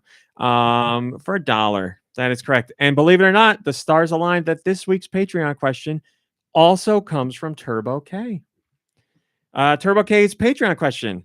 If you 100%ed a game according to the save file, and then later on, the game gets an update, say free DLC, and the max clear percentage now is at 116%, did you still 100% the game? What if you start the game after the DLC is added and now you get 100% on the same file when 116% is the highest? Have you still 100% of the game? I've got enough Well, I guess- anxieties. I don't want to think about this, Turbo. I was K. going to Come say on, this man. is the kind of thing that drives Stu nuts because Yeah, he I don't looks know. at these play times I'm and gonna totals and say- analyzes them. that if you 100% it at the time that it's 100%, then you've 100%ed it. If you 100% it and then there's DLC, then you've 116%ed it. Well, see, if the you thing do is, the DLC. there's the game number, but then there's also the terminology in gaming where you say I 100%ed a game. But in a game, that could mean you got 120% of the game because some games have a percentage over 100%. So could you say I 100%ed the original content? Yeah, you could say that. I mean, I feel like if I'm looking to be very honest, that's what I would say. But then what do you say for the DLC? Say I haven't done it. I haven't Or played it yet. Okay. Yeah. Then yes, you Haven't would seen say Evil Dead 2. I 100%ed the base game. yeah. DLC I haven't touched. Yeah. Well, there you go. It is true. So not too many games nowadays. They do still do it, but not often. But back in the day, there was a lot of games that had 102% if you found every last little secret and unlockable and stuff like that. So, so there you go, Turbo K. We would feel safe saying 100% into game with the base content. But if you have not played the DLC, then you can't say you 100% of the game. You know what's really annoying? When you play through an entire game, then play through all the DLC, but because of a glitch, the game tells you that you've only completed 94% of it, which happened to me with the Spider-Man game. Oh, And it drives me crazy. What was the glitch? It It's just like it just, a known glitch, or well, I don't know what caused it exactly, but it won't it just won't go to Like 100%. you've done everything and Yeah, you're and at it just won't 94. let me know that I did everything. yeah, there's a guy Like, it who shouldn't just matter at talked all. about a glitch in Mario plus Rabbids Sparks of Hope. He was going for 100% run of the game, but there's one world where you use things to cash in to get keys to unlock special levels, and you need to do all this to get 100%. But this particular world only has a certain amount of the item. So depending on the order you buy things in the shop, you might be one. You might have one less currency than you need to buy the key. So you're either going to be one less to get the key or one thing to buy the thing you need For for $1. the key, making it impossible to get 100%. It's a glitch that Ubisoft never accounted for. Like, people are doing things in a very specific order that they just can't afford the last unlock because there's nowhere else to get the thing from. So Ubisoft has to update the game to fix that very specific circumstance. So they are too in that hell right now, Kirby. Their game will not say 100%. Well, yeah, my heart goes out to them. They are probably ripping out the rest of their hair right now. That's that. Mom Brain, you want to do some music now? I got music. You want to hear it? You want to hear it? Great conversations today, everybody. Lots of interesting topics. Also, I learned all about the cheese touch. That's right. Send your music to goninpod@gmail.com. Where? Goninpod@gmail.com. Please put music in the title. You guys are killing it on music. I will say, Yeah, I'm looking. you're slacking a bit on questions. That's okay. If there's no questions, I won't do them. That's fine. We still have Patreon questions. Just saying. Quick question Music is going nuts. about the Music cheese is touch. popping. Did they like pause the parade to explain the entire background behind the cheese touch? I don't No, think so. they, Hoda and what's her face do the explanation as they fly by. You want to hear a great explanation? Listen to them talking about the Dragon Ball balloon, because understandably, not surprisingly, were they they don't confused? know anything that they're talking about. It's great, and it's filled by like them like reading the copy that they're supposed to read, not knowing how to say anything, and then like dead silence for 30 seconds because they can't vamp or anything. They're like, we don't know what's going on here, so it's great. They're like, give me something normal, damn it, like the cheese touch. Beautiful Music. All right, so I tried a little something new this week. I'm hoping that it's. Let's have a little fun. I'm hoping that it's a good thing. This one has been sent to us by the Splotam team. Oh. Oh, I nice. listened to this soundtrack this week. Yeah.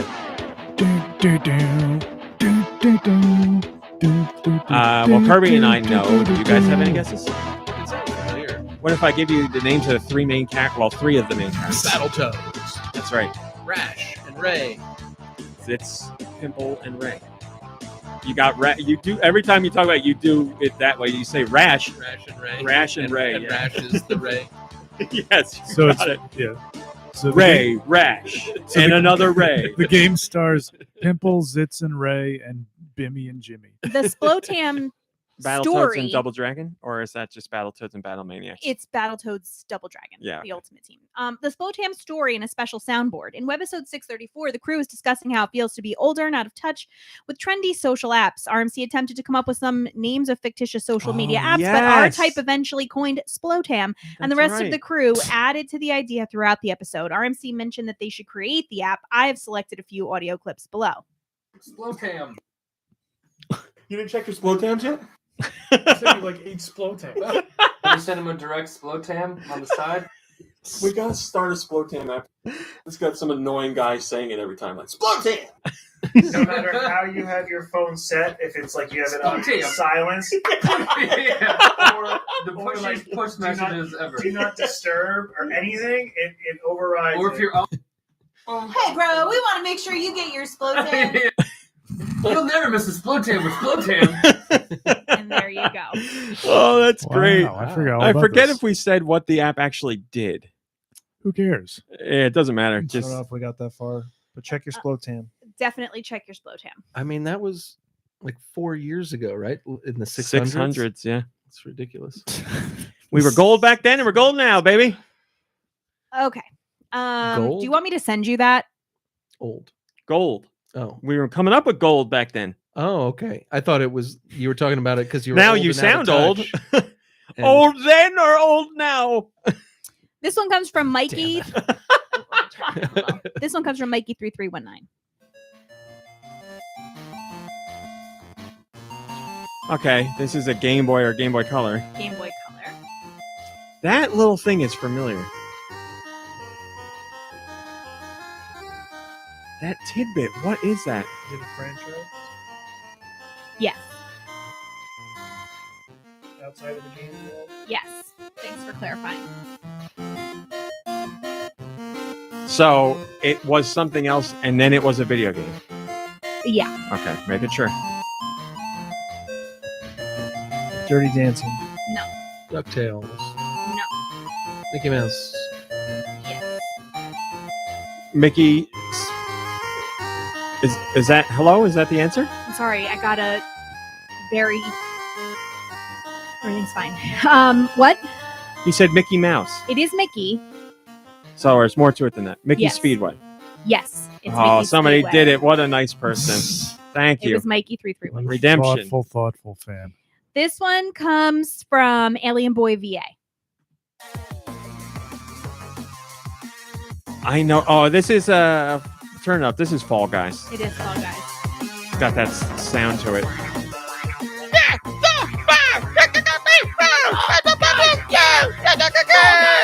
There you go. And that's Fall Guys. That's it perfectly. Excellent job. That was Fall Guys on the Switch. This one comes from Matthew. Not to be confused with Ratthew. Oh, that's a Super Nintendo noise. It is. All right. So it's not bad quality, but it's not the A-Team. So I think it's a major publisher, but it's not their A-Team. Is it licensed? I don't think so. It's a Capcom. It's not Capcom. Is it Konami? Yes. Okay. Knew it was one of them. It's not their A-Team, but it's good. Now, Konami, what do we got there? We got For the Super Nintendo. we got R-Type. No. No, like Gradius? No. Super Gradius? I want to get shmup with Konami, but I guess it could be a beat 'em up too. It doesn't. Nah, you know what? It's got like a sports feel to it. I mean, I don't have any. Oh, is it like what's that game called? Like Super Turrican? No. Is that Konami? I don't know. Final Fight. Fatal Fight. No. Oh, I thought you were on to something. Low G Man. I don't remember what else Konami did. Yeah, right. I mean, they did a lot back then. I'm sorry, is this licensed? No. I don't think so. Nothing. All right, we'll take the L on this one. Cybernator. I know it, but I would have never guessed it. This one comes from Not the A-Team. 8-Bit KO.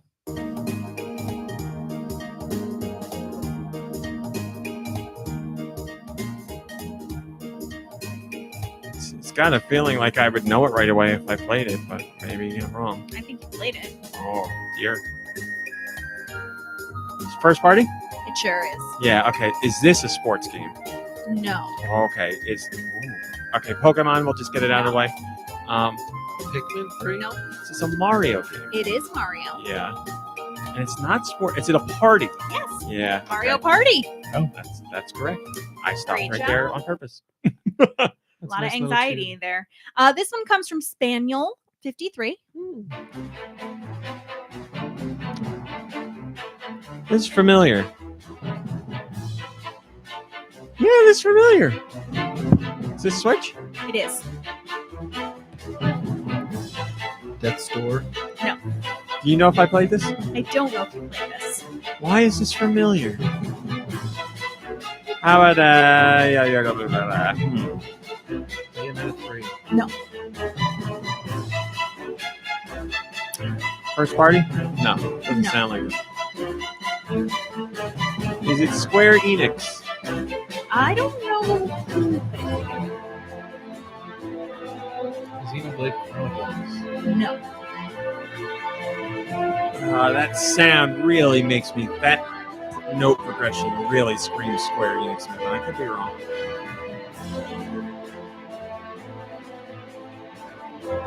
Project Triangle Strategy. It is Triangle. That's why I knew it. Oh, okay.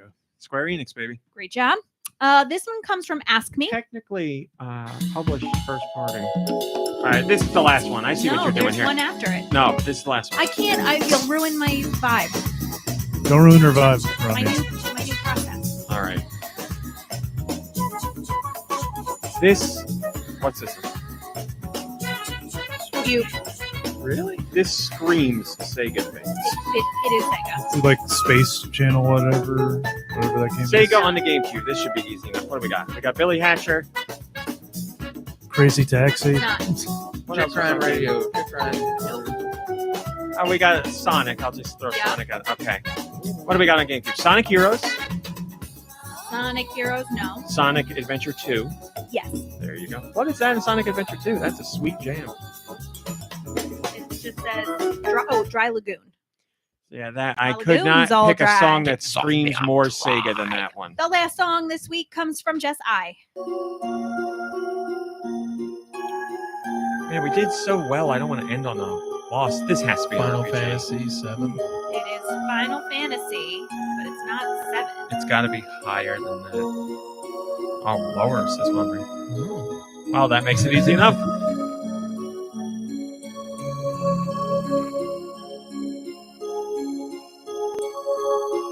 Three, No. which is also 6, is what I meant to. Not that either. I was wrong with I'm reading my Roman numerals correctly. It's definitely 5. Okay, well, IV is 4, is it not? Oh, 4. I was just guessing. I have not played many of the Son of a original gun. Final Fantasies. Now, look, I think that went really smoothly. Yeah? I think so too. Thank you. Thank you. No ads. What'd or you do nothing. different? I'm not. I this is secret sauce. All right. Well, you did a great job. And you know Thanks, what? and We you did a guys great job. We too. did really good that Yeah. time. 6 out of 9. Do you got anything for us to play us out?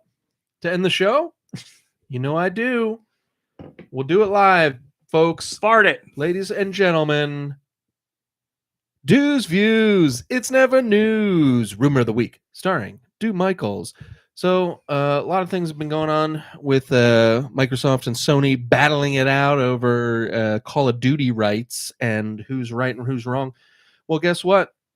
Nintendo went to the Pokemon Company and they were like, hey, you got to fix that game. You're making us look bad. Pokemon Company said, it's the fastest selling game, son. We ain't fixing nothing. So what they did was they were like, we're leaving you, Nintendo. Nintendo's like, go then. Trying to be tough.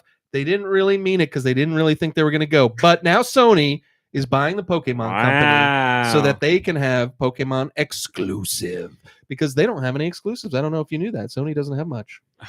According to Sony, no, that's why they need Call of Yeah. Duty. So, this one was true. Usually they're rumors. This one's true. So get in your Nintendo Pokemon while you can, folks, because it's going to be Sonamons very soon. Pokemon.